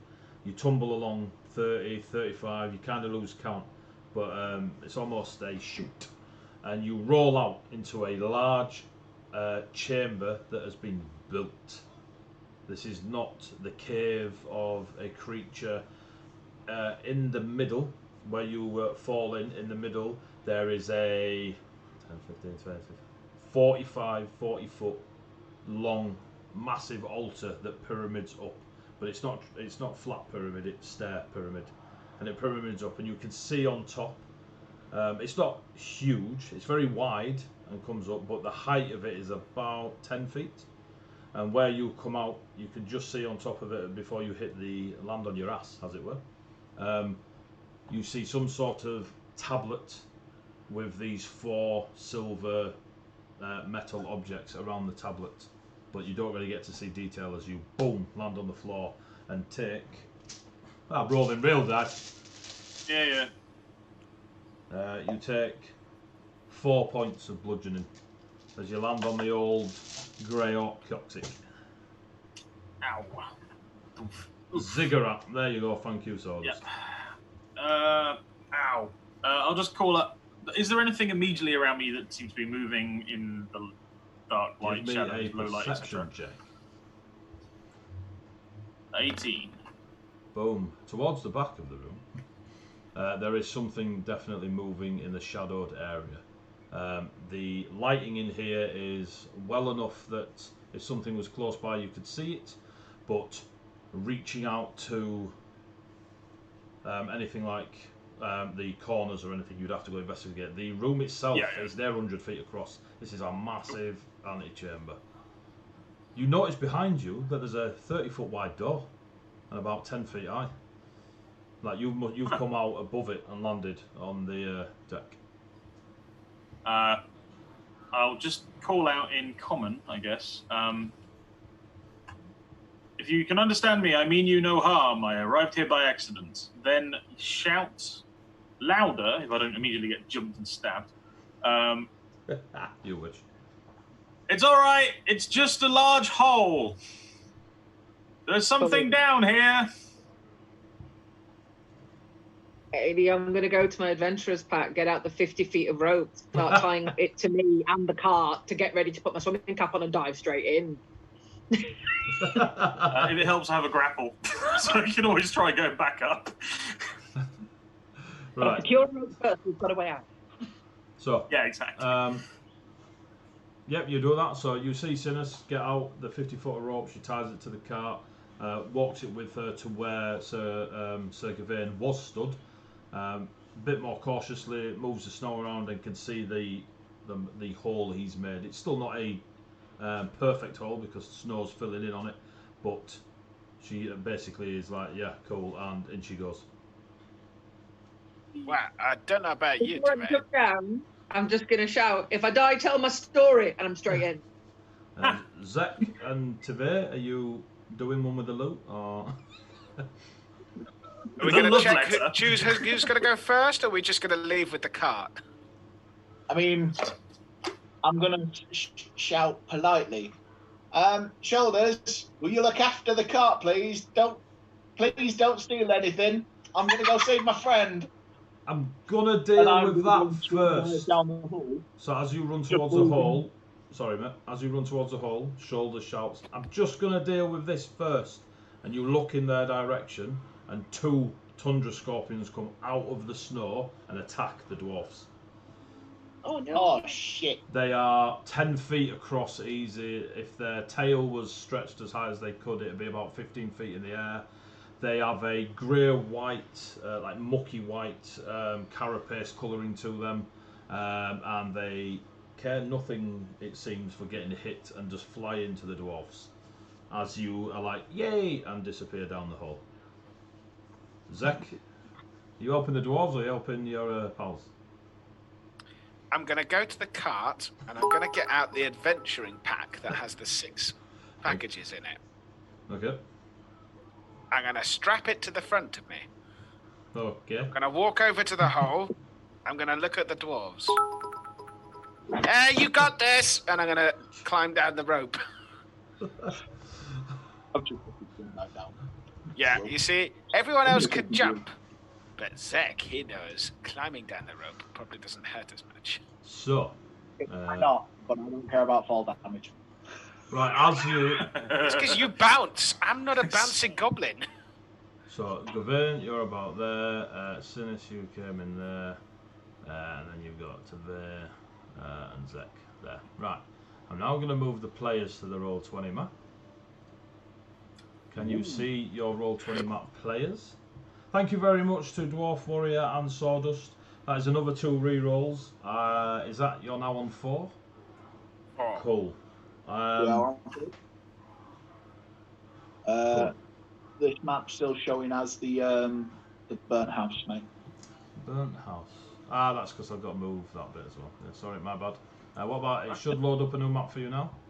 Oh, exciting. Ooh. So that is where you've landed, alright, as you've come in. Because of Sinis and the rope, Sinis, Zek and Tavir, you don't take any damage falling down the chute. And yes, it is lit enough in here you can see what's going on. In front of you is a 40-foot across, 30-foot length, some sort of ziggurat that it goes up about, I don't know, 10, 15 feet, 12 feet maybe. You can't see what's on top of it. On your way down, you did see there was a tablet of sorts, a stone tablet, quite a large one, like 6 feet across, on top with 4 metallic things pointing towards it, but you didn't get any detail of it. You see Gavin there, rubbing his ass. Now I'm just going to bolt over, give me a sec. Yes. Now hopefully the folks at home can see a lovely battle map sort of zone. Let me know if you can't, and we'll try and sort it out. There we go. Ooh, that's fancy. Thank you. But yes, totally drew it all myself. I will need initiative off you all. Alright, so there will be things going on in here that require me to do it by So turn. remember to select your token and then click the initiative button. So yes. Thank you. So I've got Zek has just entered initiative. Gavin hasn't. Did you select your token? I did select my token. Hang on, I'm gonna click kill and then open again on my. Right, so Sinis just appeared. That's good. So remember to select Tavir's token before you roll, Martin. Yeah, done it. And I'm on the wrong page. Sorry? He's not having a break. Shoot. Oh Jesus. That's Gavin's now added. He might be going first. I'll use a reroll for that one, Eddie. For what one? Oh, you did use a reroll for that one. Okay. Yeah. And I've got to the. Oh no, right. Cool. So let me just. Hang on. A little motherfucker. Where are you?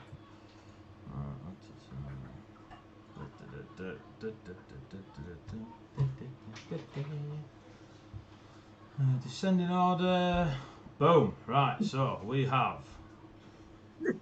your initiatives in there. Right, what we will do is we're going to call a break there. It's 9:45, so we're going to take 10 minutes before we go into combat. You've got your initiatives, you see what you see in front of you, and then things will happen in initiative order when we return from the break. If you're still watching, thank you very much. Stay with us. We'll be gone about 10 minutes, 15 minutes tops while we just grab a brew and a bio break. We're going to put up a couple of little slideshow of images of people that sponsor us, support the channel, help us with our Arcane Script e-magazine, anyone that's thrown in anything on us. Thank you very much for the bits donated so far. It's very much appreciated. To go back to the Dwarf Warriors point of they get hero points and bits, the bits is generic across the channel. I don't change it for any of the gaming, and it's appreciative whether you do or you don't. You do a lot for us anyway, Dwarf Warriors, so feel free not to give them rerolls. I'm just saying. Alright? I am with you on not giving them rerolls. I'm dead against that. I like rerolls. So, I'm just saying, he's a very harsh DM. Thank you very much for keeping watching us, and we'll be back in 10 minutes. So see you in a bit, kids. Bye bye. See you in a bit.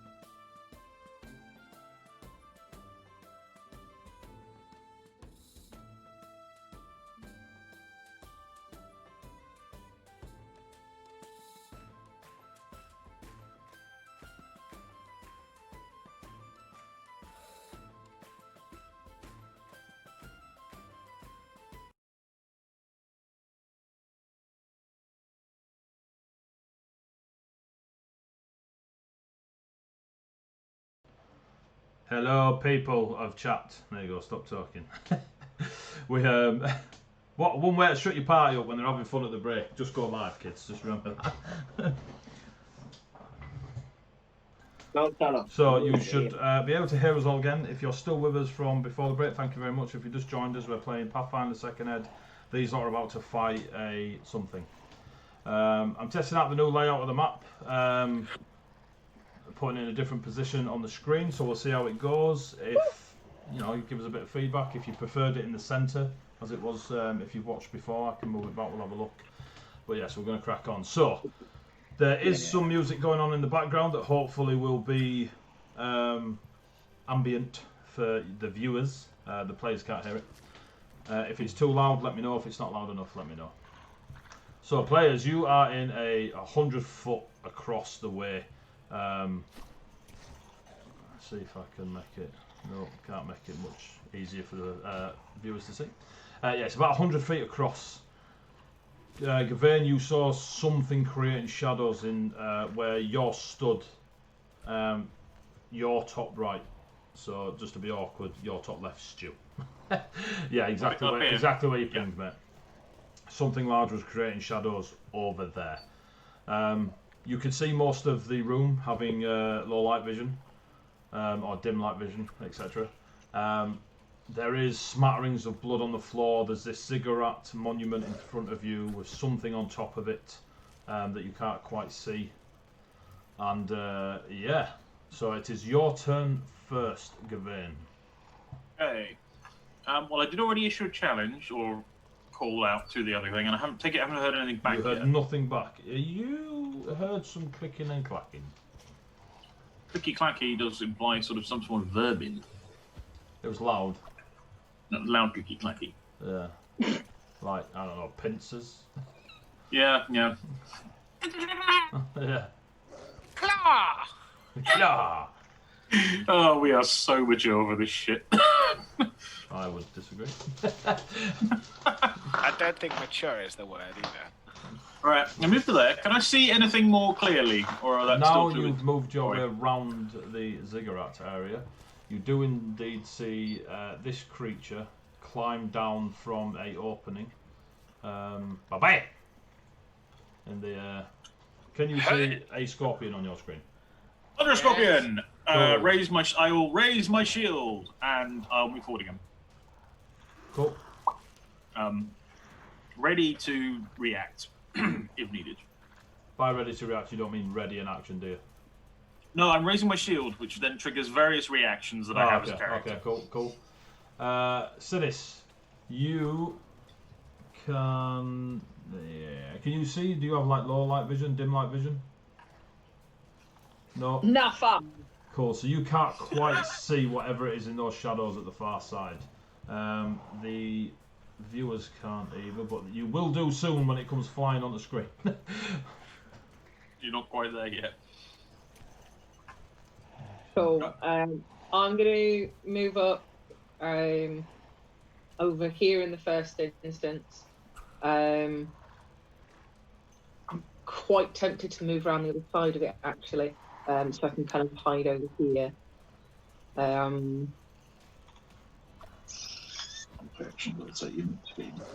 Yeah, I can't see what's in the room anyway, so I'm going to move and get eyes on the other side and go over here.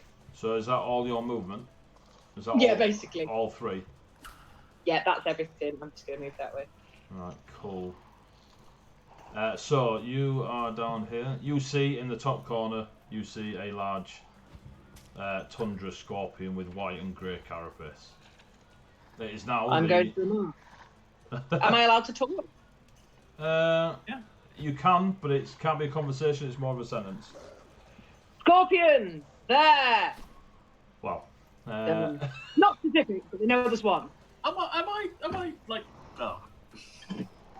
I don't know, because goblins can see in the dark, so we're like, there's already a scorpion. So it will move to here. I'm going to move that because that's going to be annoying on my counting. 10, 15, 20, 25. Hooray! 10, 15, 20. Bang! So it'll use its 2 actions to get to you, and then as it is there, it will. Oh, is that a thing? Hang on, here we go. That's not what I was going to do, but now I might.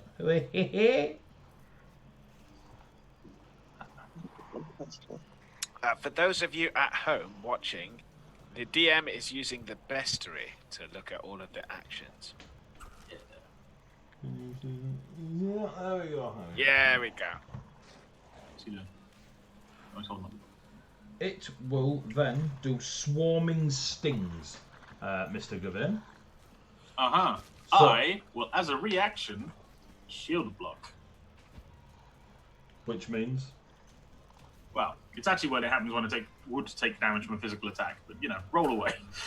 I don't roll. You give me a reflex save. Ah, okay. In that case, it might not count. It probably doesn't. So give me a reflex save.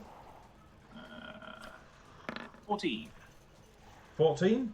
You fail your reflex save as a swarm of real tiny stinging creatures just seem to pour out of the carapace and start biting and stinging at you, and you're waving your shield around, you're trying to just move out of the way, and you fail to do so.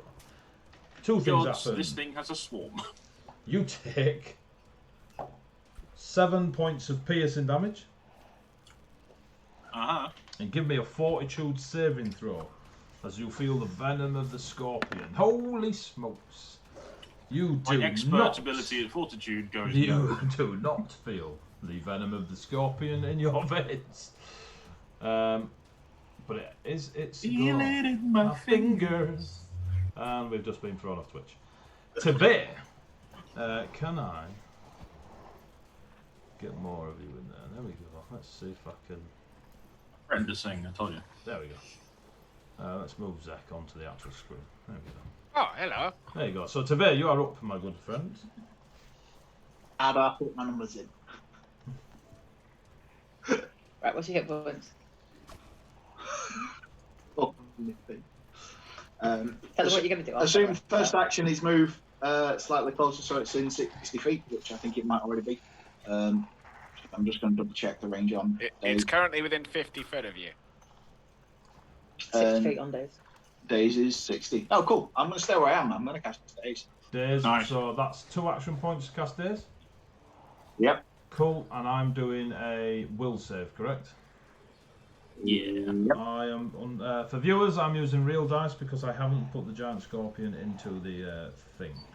So will save +7, 22. Passes. Yeah. So it takes half damage. And half damage is what, Mr. Tavir?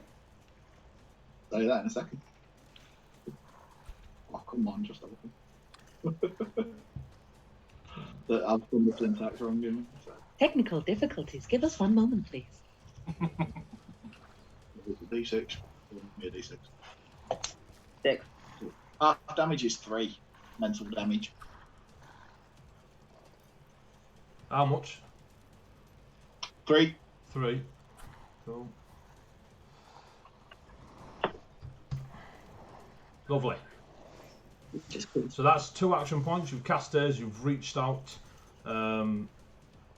Gavin, you see something cause the scorpion to shudder. It then sort of shakes its pincers and the tail and looks back at you. I'm just going to move my little chunk of movement towards you, and that's my third. That's my album. Lovely. Zekar, you're up. Okay, I'm going to shoot it with my bow.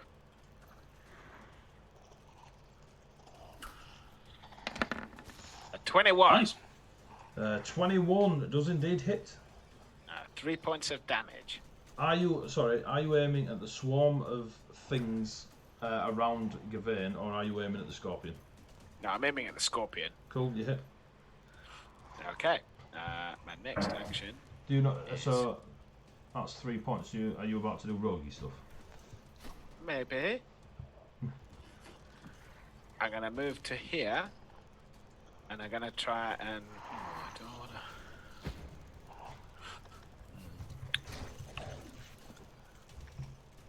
Oh, it's a tough one. This plinth on top here, Yep.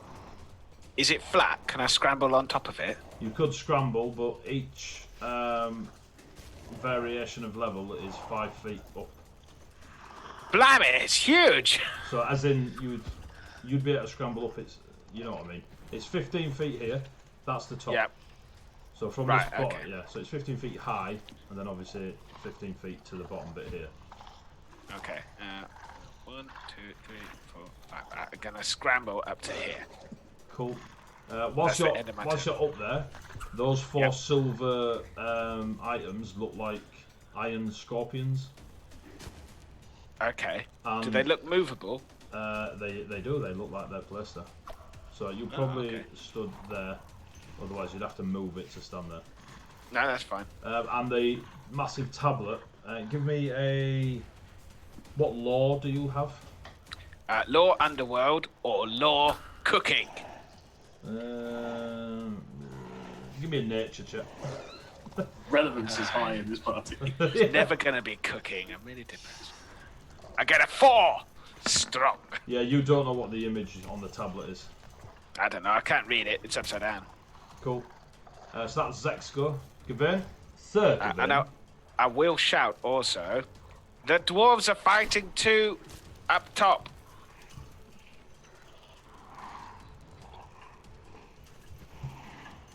Cool, it's your go, Gavin. Right, so I have a swarm of scorpions on me, Yeah, so I'll just. Well, they're in and around you. in and around me, So I'll, and they are a separate entity. yes. I will shout, "Ha! Your foe is me!" and then just smack at the big Your scorpion. foe is me. Come on, D20. Yeah, man. There we go. Oh, yeah. Jesus. 30 to hit the big scorpion. Yeah, you hit the big scorpion. Is that a crit? It is. It is.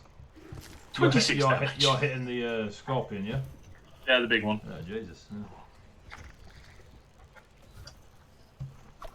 Yeah. Damn.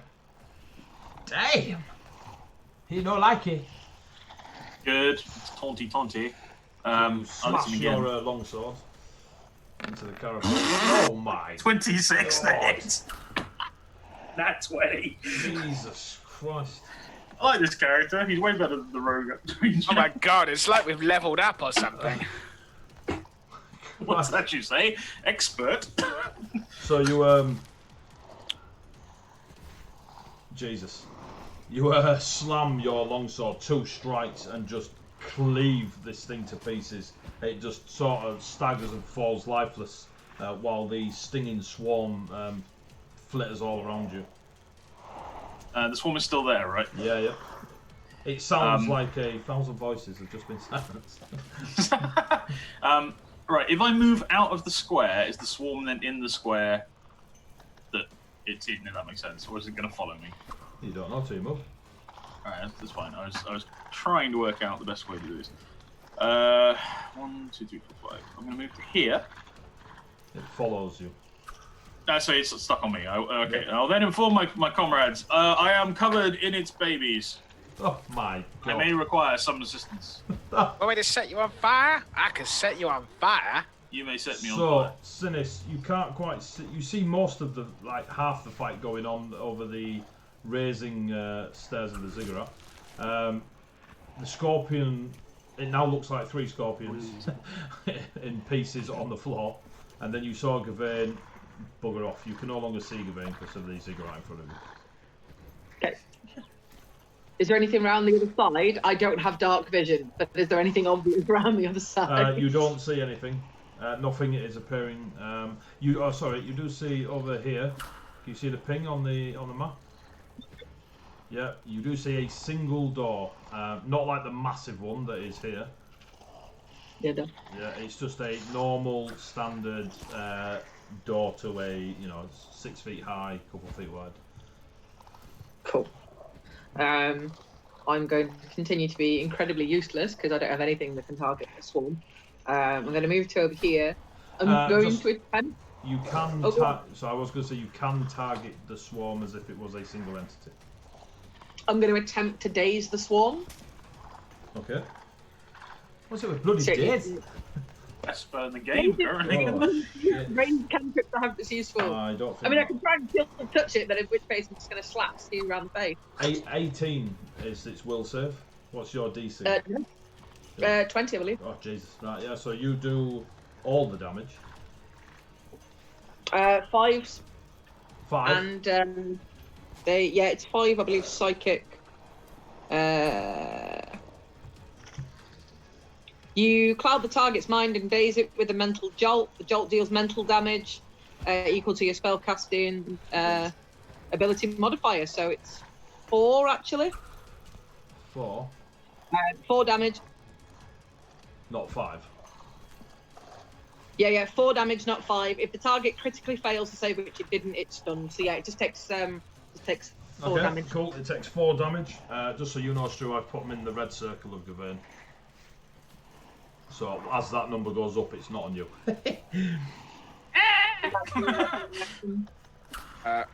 It's also increased by 1d6 because it is heightened, remember? It's not. It says heightened +2. Does that not mean every 2 levels above it? No, because it's it would, all of your spells for cantrips are automatically heightened. Oh. So it's another. So It's another So D6. as soon as you hit 3rd level, which was the level before, it would get heightened. In which case, add the 5 on as well, so 9 altogether. Nice. Okay. Because I rolled a d6 thinking it was a d6 damage, so I got a 5, so add that to 4. Cool. So add another 5 to what I did. So, Gavain, you notice that these things on you all start falling out the sky, loads of them, but there's still a swarm of them around you. 9 of them fall out the sky. Is that so you've done in it? Movement, 2 action points for days? Yeah. Moving to action, that's me sorted. It's now the Scorpion's turn, but nobody cares. To bit. Oh, actually, on the Scorpion's turn, can you Reflex save again? Or give me a reflex save again, please? Yeah. When I can get to my reflex save. Yeah, okay. As the swarm comes in. 12. 12, you fail your reflex save. Fortitude? I need a fortitude. Also a 12. I rolled a 2. Jesus Christ. So you take 9 points of piercing damage. Uh-huh. And you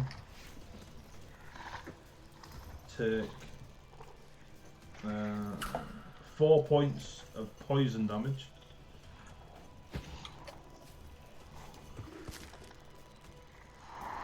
Yeah, and that's it for now. But you are now poisoned. Is that persistent damage? Nope, persistently poisoned. Just poison. Yeah, so other stuff will happen on further rounds. Cool. Yeah, that's it score. So Tavir, you're up. You can see Gwen 20 feet from you, 15 feet from you. I'm gonna rinse and repeat. I'm gonna daze the swarm that's on him. You're gonna daze the one. You know you've got rerolls, Stu, by the way. Yeah, I didn't want to hog all of them on the character. The daze. Oh god, I got a 9 plus 8, 17. It fails, so it takes 6 total. Is that with the D6 as well? Yeah, there's 2 on the D6 and 4 from my cast mod. Oh Jesus. Right. So that's 4 total, yeah. 6 total. That's 6 total. 6 total. And my next one is to I want to prepare an item, pull an item out of my backpack, out of my satchel. That's I'm going to pull an antidote out ready for next turn. Okay. Zach, you're up. I can't do much about swarms, so good luck with that. I'm mostly going to spend all of my actions studying these scorpions and this thing up here and stuff like that. Maybe even try and stuff one in this backpack. Just find it's the size of you. I'm pretty sure it's the size of me. It looks quite big. So give me a fortitude save as you pick it up, and you feel a little prick on your hand. Ah, little prick.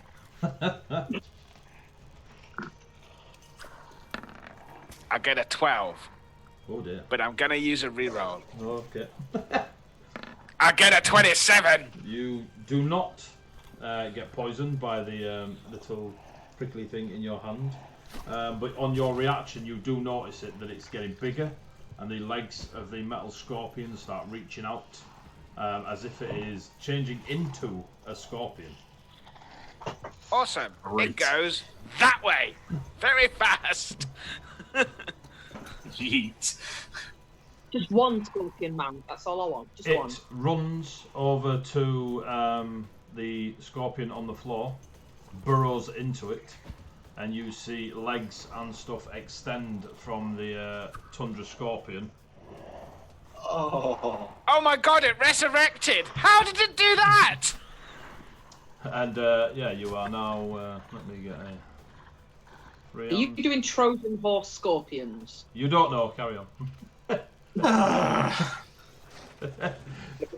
So Zek, you feel that you're having a look around on there, but you're distracted by getting pricked by a little resurrection scorpion of doom. There is a slightly metallic sheen to the tundra scorpion now. Yeah, You got this, guys. I've got 3 more to inspect. Have you? You there. Zach, you doing all else? No. Nope. No, I'm pretty good with mine. I might have a look around and see if there's any traps up here. That'd be quite nice. Right, give me a stealth check. Do they do the trap? So it's different, isn't it? Certain traps. Thievery? Thievery for these, yeah. Some are stealth rolls, some are thievery rolls. Oh, I jeez. critically succeeded and got 33. Going on what's just happened, the other 3 scorpions are definitely trapped and also will activate if moved. What that activation means you do not know. You are allowed to guess. But you are aware that there is a reaction to them being moved and a poison trap attached to them. Okay, guys, it looks like when we killed the other scorpion, these little traps activated and brought it back to life. Be careful. Fucking. Gavin, you're up. Let's see, well, I don't technically know that the goblins are there. I was kind of busy with. There's no technically about it, you don't know. Yeah. Of all the people in there, mate. I'll shout at the scorpion, like, "Ha! Not today!" And then I'm going to move when I can actually get my character to be selected for it. There we go. Bam, and hit it. Oh, you run back into it, cool.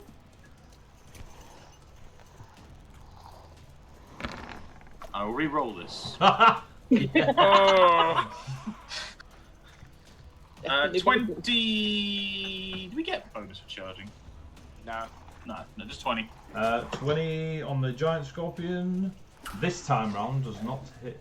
Yeah, I figured we'd like a As, clang. yeah, you do hear a clang. Okay.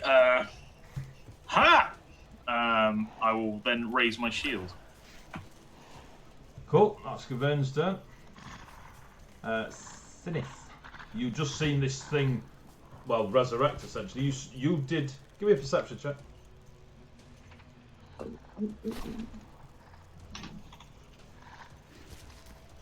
Maybe. 1 second while I encourage the character sheet to do what I want it to do. Perceive. 21. Yeah, you saw the little metallic scorpion come flying off the top of the ziggurat from Zahek's direction and run into the dead scorpion, and then the next thing you saw was that scorpion put itself back together and have this metallic sheen to its tundra white and grey. Yeah, no, that's bad juju. I'm gonna cast magic missile at it, and I'm gonna use all 3 actions to send all 3 spikes at it. Because it's heightened, it means I send 6 spikes, so I'm just gonna roll 6d4. Shit, to the bed, alright. Beautiful. Having none of that. It's auto hitting it, magic missile. Yeah, it's all Yeah, okay. yeah, cool. It, 4, it casts 8, shield. Bloody but goody. 12, 17. 17? Yep. Dang. I believe it's force in the system. It might just be magical damage. It's a damage. Force damage. It is force damage. Cool. It hits it with no extra panache. You all 6 of your flying spikes. Boom, boom, boom, boom, boom, boom. Just you see them, Gavin, just smash into this metallic tundra scorpion. That's you all done, yeah? That's all my actions. Yeah, it's just barrage done. Cool. Maybe a little bow. I don't know. The scorpion swarm on you, Gavin. Give me a reflex save. Reflex save. I hope you're taking note of rerolls and stuff. Yeah, we got one there. I'd reroll that, mate. For the sake of the party, I'm going to use a hero point. Okay. So that puts us down to 1 hero point. 22.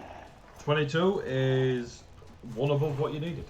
So you Good, because that's the best I can do. Well, it's not quite. you do not feel venom entering your veins, and you do not feel the piercing bite of the swarms as they kind of just misjudge getting into the vulnerable bits, and with your shield up, they just bounce off it. It is now the very large metallic scorpion's turn. It will, as it doesn't need to move towards you, it will pincer you first. Maybe not actually. 19. Miss. Its stinger. Aha. Its stinger will then fly over from its back into you. Miss again with a 14. Clang. Hmm. Your target score, AD, is 23. Ah, yeah, I know. That's its turn, really. Power shields, they're fantastic. Today, your turn. This metallic tundra scorpion is now smashing into Gavin, and it's just like ting, ting, ting, ting, ting. In good news, we all now get another hero point. Yay! what I'm going to do is shout some words of encouragement, pretending that I'm looking up, so spend some time near you. And I'm going to form a spiritual link with another creature. So Gawain, you're going to regain 2 hit points at the start of your turn, every turn, until either I die or you're at full. So does it affect you at all, Tavir? He regains 2, I lose the 2, but Okay. I need him to be up to do more damage than I am. So Gawain, as you are fighting this scorpion, you feel an itch at the back of your mind, and you can see the wonderful visage of Tavir with a thumb up, like, hey, we got this.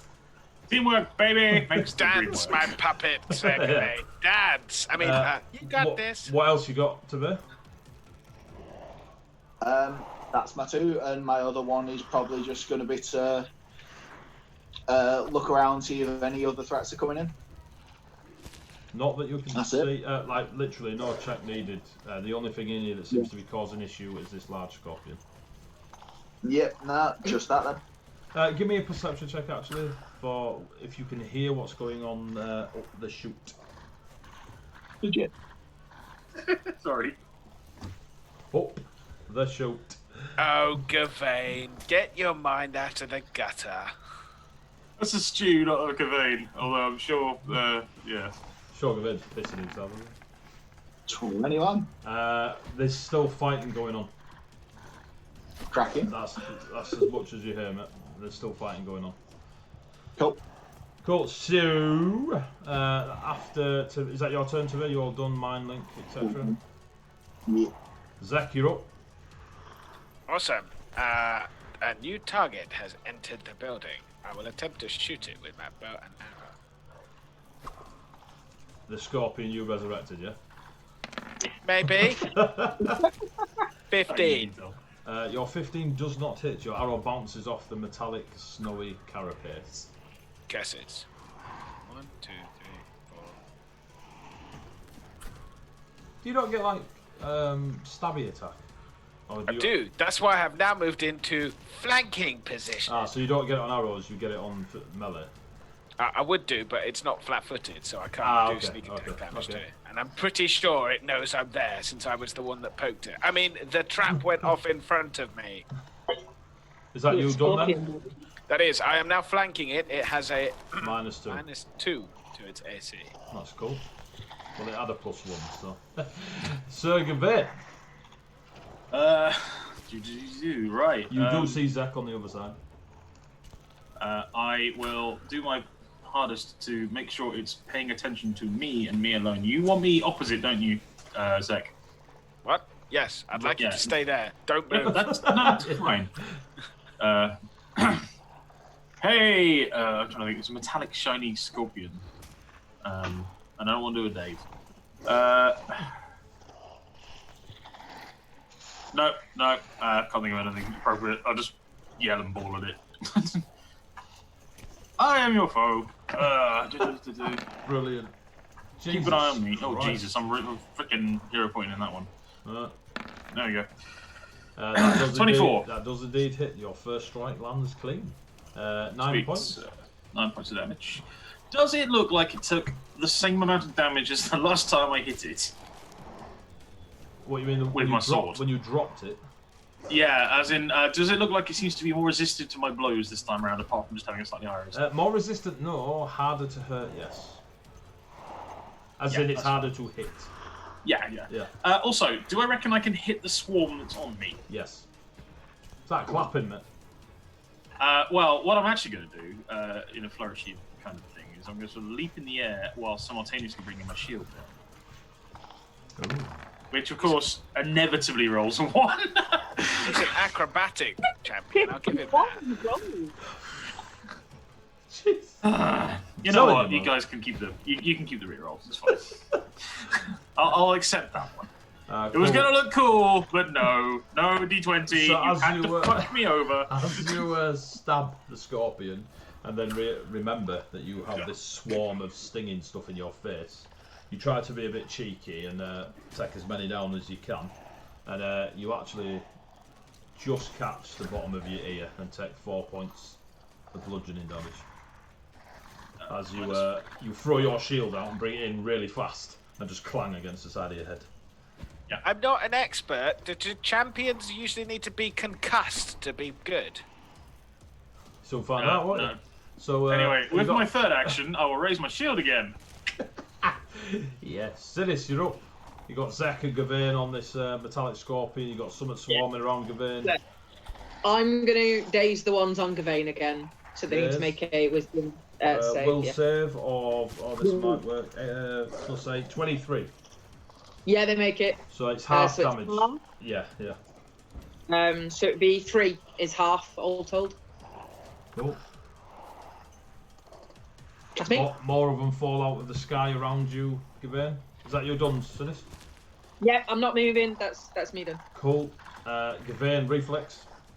As these, Reflex. what's left of these stinging scorpion things? flying in. 24. Oh damn! You ignore them as they just like ping, ping, ping off your armor. The scorpion will attempt to pincer you in the face. Oh, 27 this time. I will hit. Right. Okay. So 27. How much damage do you do? I will tell you in a sec. Where is? Oh god! I haven't rolled one of these for years. I tell you. Was it a D12? D8. It is a. I can't do math. It is an 11 points of slashing damage as the pincer also grabs you. Okay, so 7 of that is negated by the shield, which then takes 4, and I take 4. Nice. And you are also grabbed. Yeah. Now here's the bit I don't understand. I can now constrict you because I've got hold of you, but it just says next to it DC 20. That's the DC to escape, I think. Ah, okay, okay. Yeah, feel like the crackle So escape. grabbed. You're held Yeah. in place by another creature, making you flat-footed and immobilized. If you attempt a manipulation action while grabbed, you must first succeed at a flat DC 5 check, or the action is lost. If I need to pull out a potion or something, I could drop it. As I'm being jostled around. Cool. So, well, in that case, it'll use its last action point to squash you, and you take 7 points of bludgeoning damage. Can you put your shield? Is that go on your shield as well, or can you only bounce off that? Not while he's No, grabbed. Okay. I could only do it to the first one, not the one I'm grabbing. Cool. It is now Tavay's go. Did you put your 2 points on, Gavin? From Yes, I did. Yeah. What was your hit roll on the last 180? Was it just an automatic? the one I hit you. What the when I crushed you is The last shot. Yeah. yeah, it's auto because you grabbed. That's cool. That's fine. Don't worry about it. Crack on. It's a constrict attack. Well, not attack. Yeah. I figured it was. But it's still an action point. And don't forget, you got 2 points from. Oh, you already said that. Yeah. And you were poisoned, by the way, weren't you? There was one of them. Yeah. So, So minus just a flat -4. Or does more happen? Or do I need a fort save? you take 1 point of poison damage. Okay. Oops, that's 4. Sweet. Cool. Yeah. You feel it getting stronger in your veins. Do I need to make another fort save Not yet. to resist it? It's Not not. yet. Okay, that's fine. Because it's several turns. You Isn't it? will at stage 2, but yeah. It's Yeah, on that's you, cool. so- Right, and Martin's go. Sorry, second. Cool, Martin. Yeah, sorry, mate. Tavay. Cool. Is that right? So 5, 10. Yeah. Use one action to sustain the thing, so we'll still get hit points at the start of every turn. Cool. And 2 actions to mind blast to daze the swarm that's on him. 10. 10, that fails. Yeah. Oh, damn it. 6. 6. In fact, 10. Does that count as a critical fail? 'Cause it's 10 less than thing. What's your It's DC? 10 less than its AC, yes. What's your DC? Degrees 20. So yeah, it's a critical fail, so it's double damage. So what did you do? 6. Yeah. It's also stunned 1. Cool. So another 6. Stunned 1, did you say? Yeah. Do you want me to look it up, or are you good? Nah, I'm alright. Fine. Gavain, they look a lot less than they did when they first started swarming around you. They're, if you were to put it on a normal creature, definitely blooded. Definitely. Okay. So there's like only about 5 scorpions running around my armor rather than 20. Yeah.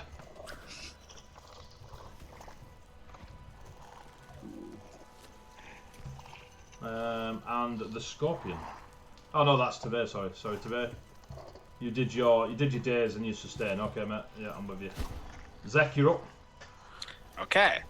I am going to attempt to stab it with my dog slicer. You miss. I'll attempt to stab it again Oh, with hang my on, dog slicer. hang on. Oh. It's flat-footed, isn't it?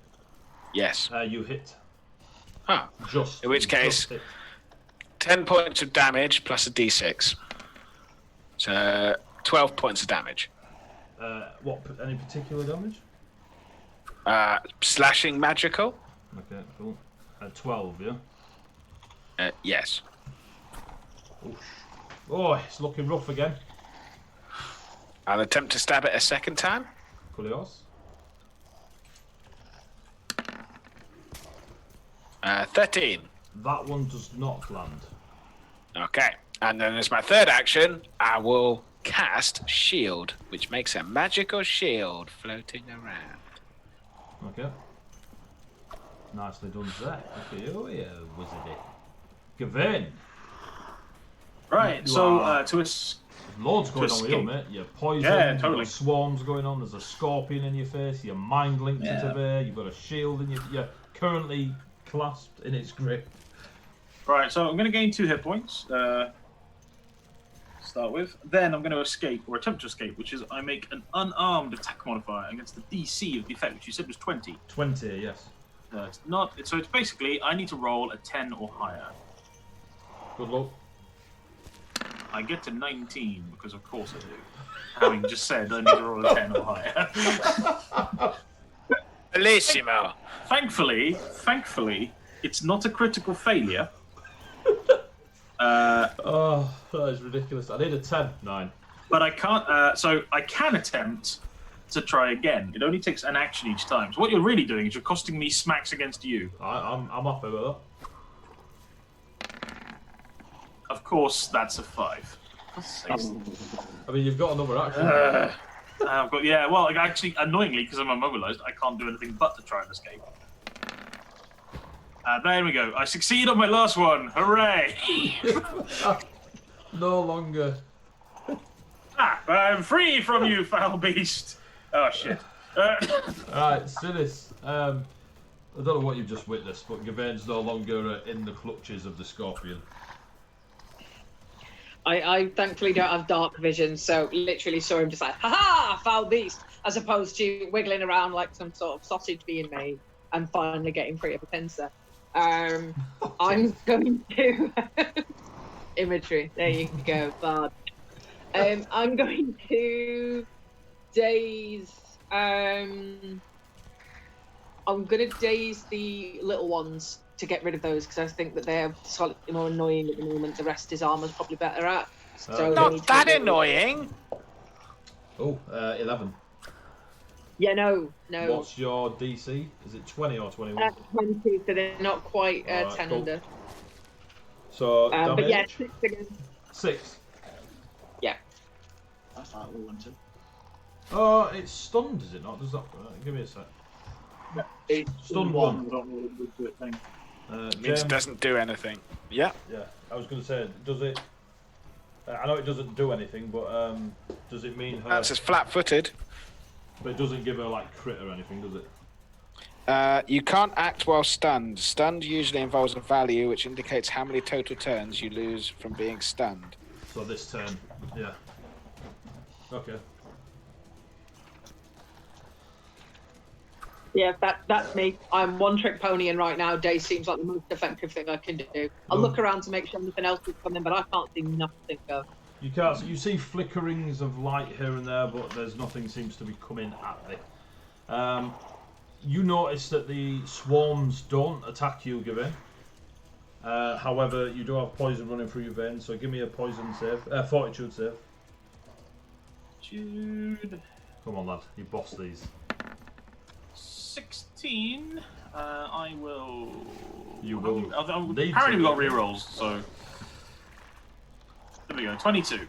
22. That one does indeed save you.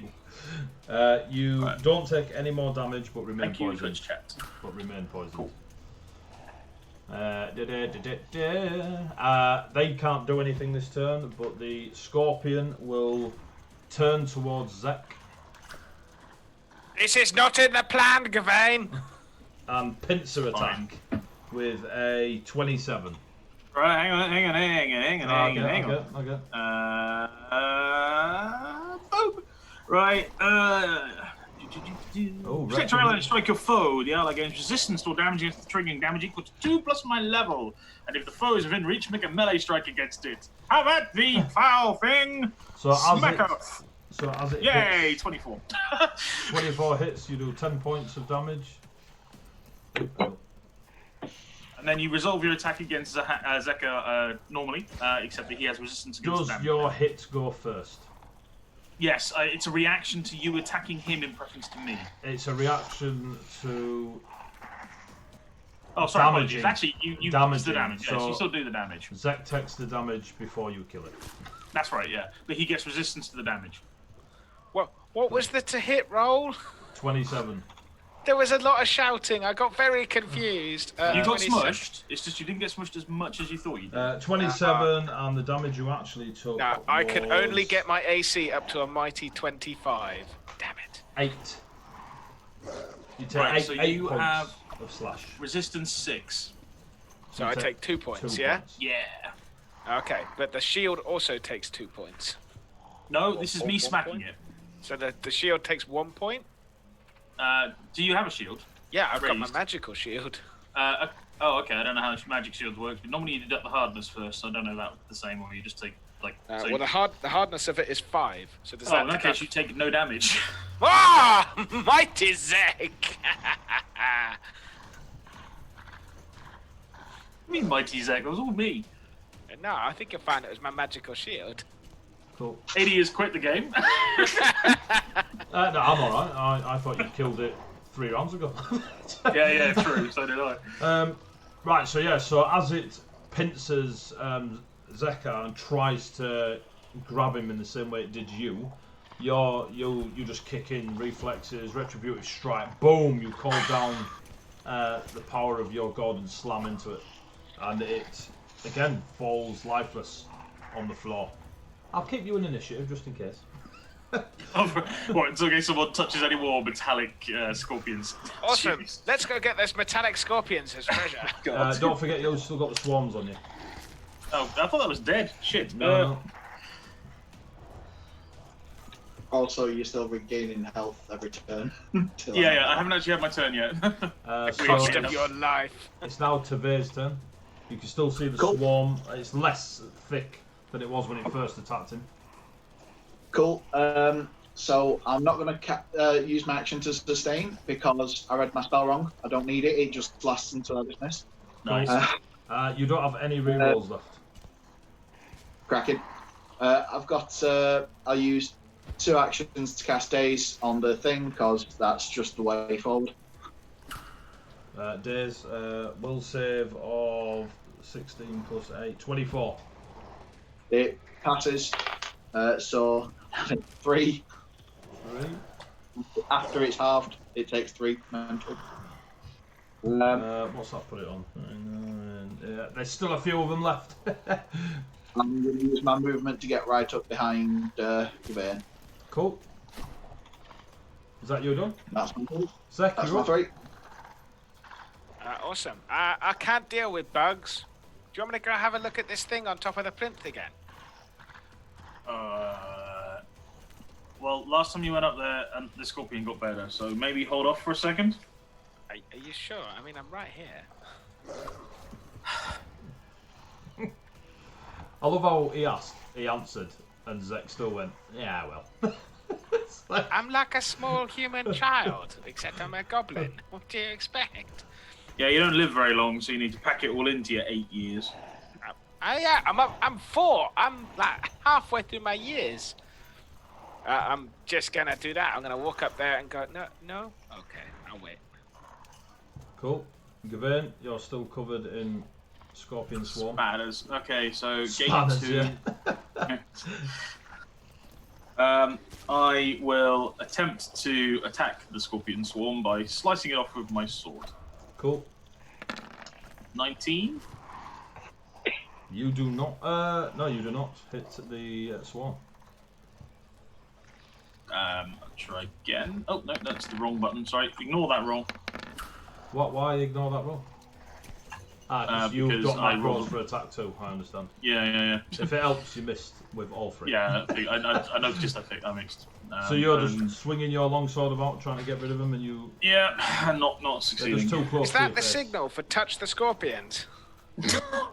I don't know about the metal scorpions. I haven't been up there yet, so I don't know. I can't give you a signal to touch them. I don't know about them. Gawain. However, Waiting for the I'd like to get this swarm off me first. Gawain, are you doing anything with your third action point? I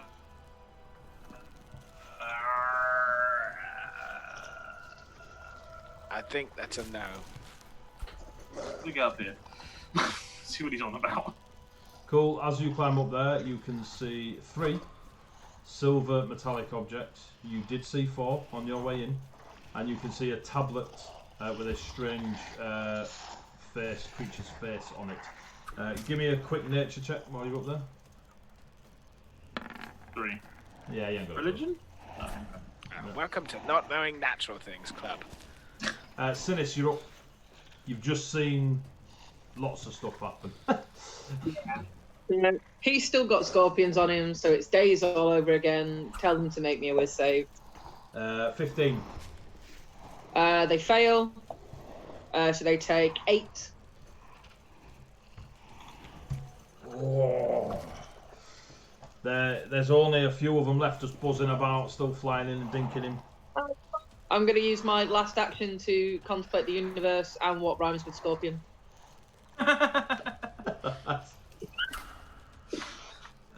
They're no longer stunned. Tremampoline. How the... And can I have a reflex give save? up. Give in. Yeah. 9. 9. Yeah, you're getting poisoned. Morph though. You take 10 points of piercing damage as the remaining few of them just find those. Now they're not bumping into each other as much. They're just finding those clearly. vulnerable spots. And you take 4 points of poison damage.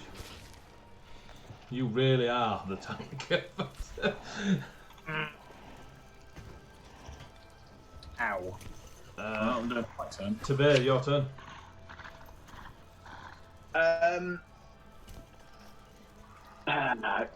Yeah, we're going to have to stick with that one trick at the minute, which is going to have to daze them to stop the poisoning him. Sounds weird, but yeah, I get what you mean. 6, 8, 14. Regular fail.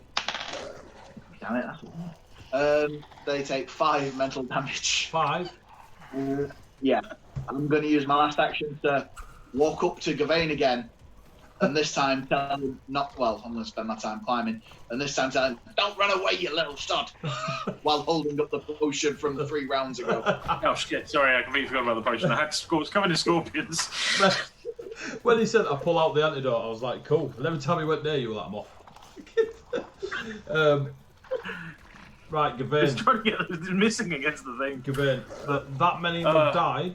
You can see there is only 3 left flying around you. They're flying now. Jesus Christ! No wonder these scorpions are so hard to hit. Oh dear. Well, they weren't flying, but they Oh, the evolved. Iron Knight. It's evolved. Like tremors. It's been that long, they've evolved. Zek, you're up. I'll take a step there, and then I'll stab the swarm. Or Gawain. No, stand to storm, please. 17? 17, unfortunately, does not hit as you swing at the 3 death flying scorpions of doom. I don't know, they're really difficult to hit. I mean, best of luck with that, and I'll take a step back. That's my 3 actions. Gawain, take 2 points of healing. Right, +2. Bosh. I will stay where I am. You're holding out an antidote, aren't you? Yes. All right. I will take the antidote from today. I will drink said antidote. You are no longer poisoned. All right. 3. Two. Give it a second. 24 against the swarm. Hits. 9 damage. You can't not finish them. How many actions is that so far? 2. Interacts, I guess. Yeah, 1. Yeah, alright, fine. I'm then going to, if no one minds, use my focus spell on myself. You are out of initiative. Excuse me a minute, guys. Yeah. Whoa. So you are out of initiative. There is the small ziggurat in front of you. So basically, I think killing a scorpion near here activates one of these things, and then it goes and cohabitates inside the dead body. So just be careful. Right. Yeah, maybe don't touch those scorpions then until we've got rid of the dead body. Yeah, that's a good idea. Now, this tablet, though, I could check it over if you like. Sure. What's the sound from upstairs? How are they doing outside? Last I heard, there was still a fight going on. I mean, there's 10 dwarves. They're probably fine. I mean, there was only 2 scorpions.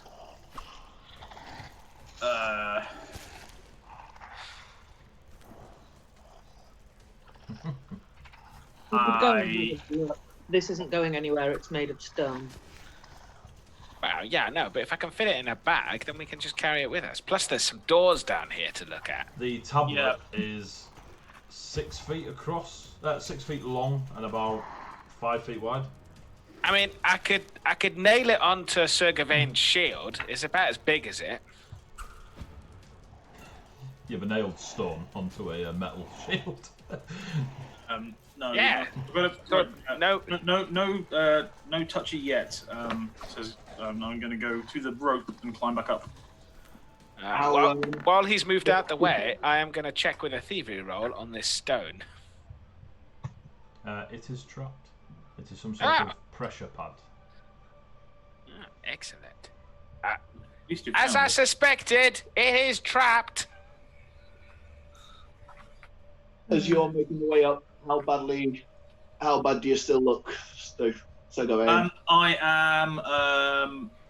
No, I use lay on hands, which is for me automatically heightened. So I am tracking only about a quarter down. As you see Sir Gawain use his lay on hands, you see ivy wrap all around him and sort of meld into his armour and then fade. Basically, what I'm saying is, I never actually turned that spell off. So every 6 seconds, you're still getting 2 health, and I'm still losing it. I will gain 10 health and stop because at that point I'm full. Cool. Then I Turn it will. off. Then I'll not obviously. I'm gonna climb the rope after Big Oak. Okay. I'm gonna drop my spell. I'm gonna cast a heal on myself, and then follow. Martin, how many seconds do you wait to drop your spell? If you said 10 health, it's 6 seconds since we stopped combat, so it's 2 HP, 2 HP every 6 seconds. So 2 rounds have passed since you climbed up. Cool. That's fine. I just want to know if just let me know if you stop it before I hit max. No, I'll stop it when you hit max. Okay, it's only another 18 seconds. So I'll just put myself to 56 then. Bang. Oh, poison, does that still go? Oh no, that's gone. You antidoted it. Yeah, cool. Yeah. So I guess Sinis, you climbed up first, yeah? It's my focus. Did you say you climbed up the tunnel? Yeah, I went to climb up right. with I was following the orc, but if the orc's waiting before he goes up, I'll go up first. Yeah, so who went first? I wasn't Gawain really or- waiting, but I did stop to go lay on hands first before moving, and Cool. also told you I'm going to go back up the top. You both get out, give or take a foot between you. As you get up there, it's quiet as you're climbing up there. When you get out on the top, there is just crimson all over the tundra. You can see some of the dwarfs not in a great state. Some might be dead. On the snow around you, the 2 scorpions that they seem to have been battling with are just lifeless on the floor, and you can see Shoulders walking around doing whatever she's doing to a couple of alive dwarves. Out of the 10, immediately stood up Shoulders and 3 others. Does anyone else need help? Shoulders looks across and says, "Oh, I could do with a bit of healing." And you can see like where the scorpion would have grabbed her. It's a bit beyond me. I look at Sinis. Jesus Christ. Yeah, I'm a walk over and give them a look and see where they're at. How does the medicine work in this? You roll a medicine check, and I'll tell you stuff. It's a DC 15 check. If you succeed, you return 2d8 hit points. Give me 1 second while I just add a bonus to it. 2. Unless you're an expert in medicine.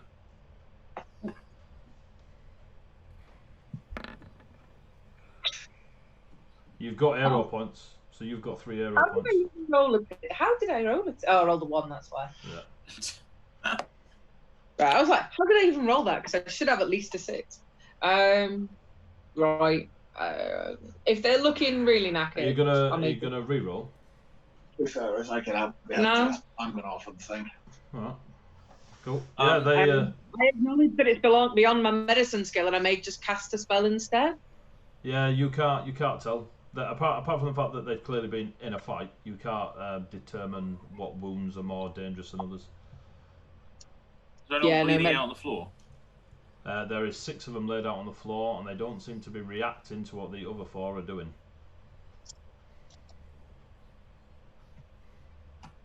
Go and have a look at a couple of them. Are they dead, or The first Are they couple still you be check are dead. The other 4 again don't react. So of the 6 on the floor, 2 are dead. The other 4 don't seem to be reacting to anything. Quite possibly all 6 they're dead. Okay, fine.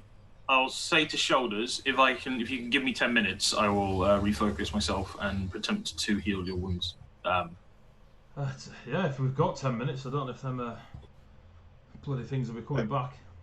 Sort of runs her fingers through her beard. So, as I get out behind them, like slowly up the thing, because short took me a while to catch up, I'm going to see the situation like, alright, give me a sec, I'm going to climb on the cart so that I can get them all within 30 foot. Okay. I'm going to spend all 3 actions to cast heal at 2nd level, and heightened up to 2nd level, and do the full 3 action version. Everyone in 30 feet of me that's still alive gets positive energy flooding into them, and they regain 2d8 plus 8. Right, give me a roll. Which is a really, really poor 2d8. That's only 5, so 2d8 plus 8, 5 plus 8 is 13. So they all get 13. As you're talking, given 2 Shoulders, you can see some of her wounds as Sinis comes up, not Sinis, Teve comes up onto the cart and does his thing. And the 6 don't bat an eyelid, but everyone within 30 feet of Teve, including the dwarfs, takes 13 healing. You could, like, Shoulders starts rolling her shoulders and she picks up a war hammer. Well, shit. Looking at the 6 of her brethren that are brown bread. Don't suppose you can bring them back? Looking at you, Gavin. Not that is beyond me. However, we can just keep the bodies relatively. You'll excuse the phrase on ice, and maybe we might be able to sort them out in the city. What, you want to throw them on cart and take them with us? Unless you wish to bury them here. Yeah, get myself some more dwarfs. I sense that you're taking this loss of your brethren well. There's a lot of us. The other 3 that have survived the fight with her, they're just as meh. If you are not finding, if you do not wish us to bring them with, we can We can bury them respectfully, I mean, if whatever you're your all right, ways are. if you keep an eye on us, give us 20 minutes, we'll bury them. You know what I mean? I'll keep an eye on them by refocusing while sat on top of the cart for a vantage point. Cool. The 4 dwarves, shoulders included, go about essentially carrying the 6 further out to a cleaner patch of snow. They take them outside. Any of the other casters want us to refocus, go for it. Ada, can I go with them and help them? Yeah. In terms of the digging and stuff, and I'll just try and hear some of their deeds and stories and stuff like that, because bard. Cool. What you notice is when they, as they're burying them, by burying them, they're literally like scooping snow angels out of the way and then just putting them in said snow angel silhouette, just covering them back up. Very. They are very meh that they've just lost them, but they do, when they speak about them passing, they speak of the Towan Highlands, but a divine version of. So it's as if they speak that to go to paradise or the next place is just to go home, but in a better version. There is no, you don't go to a place, you just go home. So it is the Towan Highlands, just more divine, is essentially it. That's how they portray it as they're binning them off. But their way of binning them off is literally that. They're like, yeah, well, they'll be back. They're home now, and you get a lot of that feeling from when they're talking about them. Cool. And they Shoulders is very thankful of your help, but there's no emotion in it really to the deed. What, Zek, are you still down there, or did you come back up? No, I'm still down here. Right, Go cool. on, touch all the scorpions. Get So yourself while killed. Sinis is helping the dwarves, Tavay, you've done your healing. So what are Tavay and Gawain doing? Obviously Gawain's refocusing, so he will need to be somewhat concentrating or chilling out. Yeah. Tavay, Any of the ones that are still alive still need some healing. I'll do the medicine, my field medic thing, where I just bam, there's Cool. another couple of D8 healing. What's the DC for the medicine check? 15. I am on the wrong page. And You are. character.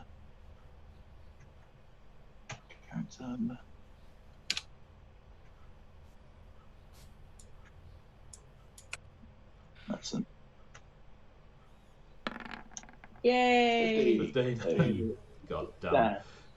Digital dice.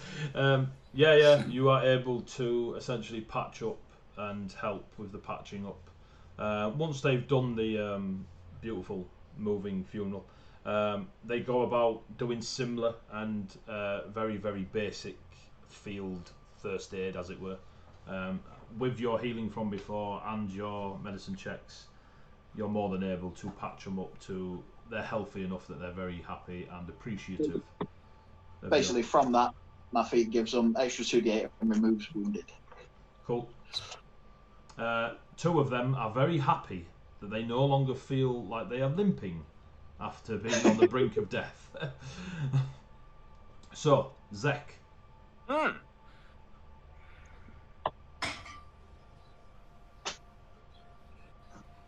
Yep. So you're in the room, what are you doing there?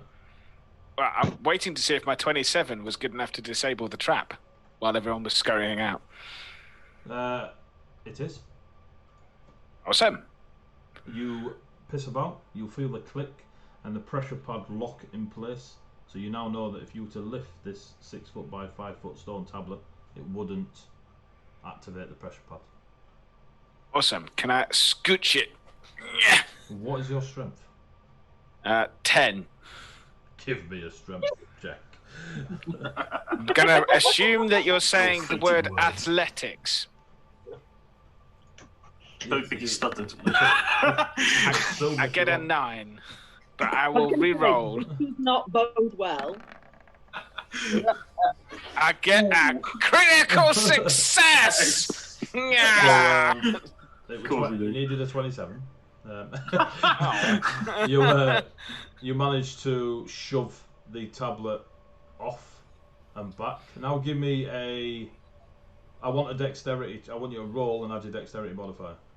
So you don't touch the 2 scorpions on the other side of the tablet. No, I'm pushing it where there's a gap where the other scorpion left. Oh, I see. You didn't move, your little dude. Okay, yeah, it goes off.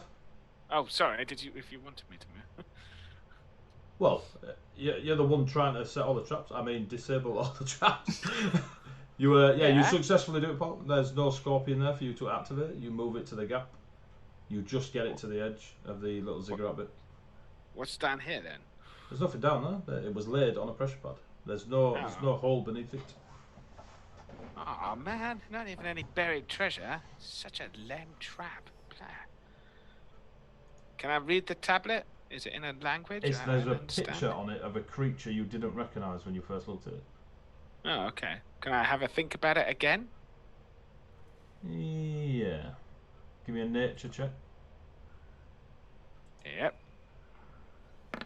Same 4. You think real hard and still don't recognise the creature on the tablet. What does it look? Well, can you describe? It's got a bit of a mane, but it doesn't have a feline face. It's got a bit of a mane. It doesn't have a feline face. Is it on 4 legs? It's just the face. It's just. It's just a face. Yeah. Oh, okay. I have no idea what this thing is. The face is more bestial than the feline, but it does appear to have a mane. I mean, did the scorpion come from over here? Yeah. I am pinging the map. Yeah. Okay. Does it look like there's a nest there, or is it just came to a tunnel? A tunnel. There's a tunnel in the ceiling above, where it crawled down and dropped down. And there's a small door over this side, and a big double door over where everyone's left. Yep. I'm gonna wander over to the bigger door. Okay. Can I check it for traps? You can. Excellent. Thievery. 32. It is not. It is not dropped. Awesome. I'll give the handle a jiggle. I was going to say, but it is locked. Okay. Is a 32 good enough to get over the lock? It's a separate roll to pick it. Okay. But that'll. 26. Give me a sec. Let me check my Google Doc. Yep, you pick the lock. Awesome. Jiggle the handle. Like each door is like 15 feet in width. Like they're big fucking doors. So you jiggle the handle. It is unlocked, but it'll take you some to pull it. I'll give it some to pull it. Cool. As you start pulling it, it has been closed for a very, very long time. It creaks, scrapes along the floor. You feel every bit of your mighty 10 strength straining, but you pull it enough that maybe Gawain could get through. If he got stuck, you could push him through. But then it jars and you can't get it any further. Can I have a peek ski? You do. There is a massive hall that just stretches as far as your dark vision can see. The carvings that have been made into the pillars, this is very much it's a mine, but the pillars and such are carved as trees, so it's stone trees everywhere, and it looks like a forest of stone beneath wherever you are. So like a petrified forest. More obviously stone carved than the carvings are not that good to look like trees that are petrified. It's very obviously stonework, just very, very talented. From what I know of Gawain, does he follow someone that's to do with trees? I mean, I'm not really big on religion, but does he like preach about? You are aware. This person lives in the forest and stuff. The Ivy Knight's place of home, if that was to be what it was called, is usually forest-esque or glade-esque. But tree, you could make that link if you wanted to, but it's not a glaringly obvious thing. Cool. Well, I will sit down here and I'll wait for them to come back. Cool. I'm going to call it there because it's 11:15. Seems fair. I was going to say. I will ask you what you're going to do between now and next week. So that's it Session 1 of the Call of Stone campaign. We survived! Pathfinder Second Ed. We didn't have to use any hero points burning. Hooray. Thank you very much. Everything. Thank you very much for the people that donated their bits and cheered and gave the party rerolls. It's very much appreciated. And any financial gain this channel makes, we just pump it back into the channel. So thank you very much for that. Thank you very much we had a couple of follows early on, so thank you much for the follows. I'd just like to tell everyone that we hit 300 followers the other day. That's amazing, so thank you very much for those that watch us and shout about us, etc. Thank you very much to our sponsors, Just Games, thank you Stu, and Sawdustandswearwords, thank you Dave in the chat. Go check them out, guys. You can go to justgames.gg. There we go, he's not correcting me, that's cool. You can go there and you can see lots of cool stuff, gaming, all varieties of gaming, computer, like console, card, tabletop, wargate, etc. They've got it all. Sawdust and Swearwords, brilliant woodcrafters, go check them out, they're brilliant. If you want a 5th edition e-magazine to find out more and more about the world of Colossus that we're playing in, you can become a patron, Heavyweight Gaming, just go to Patreon and type in Heavyweight Gaming. Yeah, we're YouTube. We now have an official custom URL. It's Heavyweight Gaming, shockingly, but it's no longer gibberish. You can go watch everything we've done before. I tend to release this week's the week after, so it's all reminder stuff for the coming episodes. We do D&D, Carbon 2185, which is Cyberpunk tabletop. We do Pathfinder Second Ed, and we do a couple of one-shots on a Wednesday. Currently it's Vampire the Masquerade. A very quick announcement for those lovely 13, 14, etc. that are watching, and I'll no doubt be putting it out on Facebook and such on Monday. We're going to do a 48-hour stream of multiple, yes, scary, of multiple one-shots for tabletop, a bit of console gaming, maybe a couple of chats with people that do. Example I can pull out my arse is talking to Stu about Magic at the Gathering, or watch Stu play a bit of Magic at the Gathering, or some other people. We've got loads and loads of geeks that I'm getting together. A few of them I've already talked to and up for stuff. So it'll be a 48-hour stretch of raising money for 3 different charities. I can tell you that the first 2 charities, one is Stonewall, which is big for helping the Pride community. One is Mind, which is big for helping the mental health shenanigans of the world. And I'm currently waiting on a response for a charity that helps children and such like this, because. So once that all gets confirmed, I'll shout about that early next week. So yeah, and that's it really. Thank you very much, players. Thank you very much, Kerry and Martin, for playing with us. I know it's a bit weird playing over Zoom and Roll20 and stuff, but hopefully you enjoyed it, and hopefully you'll stick around. And we shall see you all next week for session 2 of the Call of Stone. So if you'd like to say goodbye, players. Goodbye, players.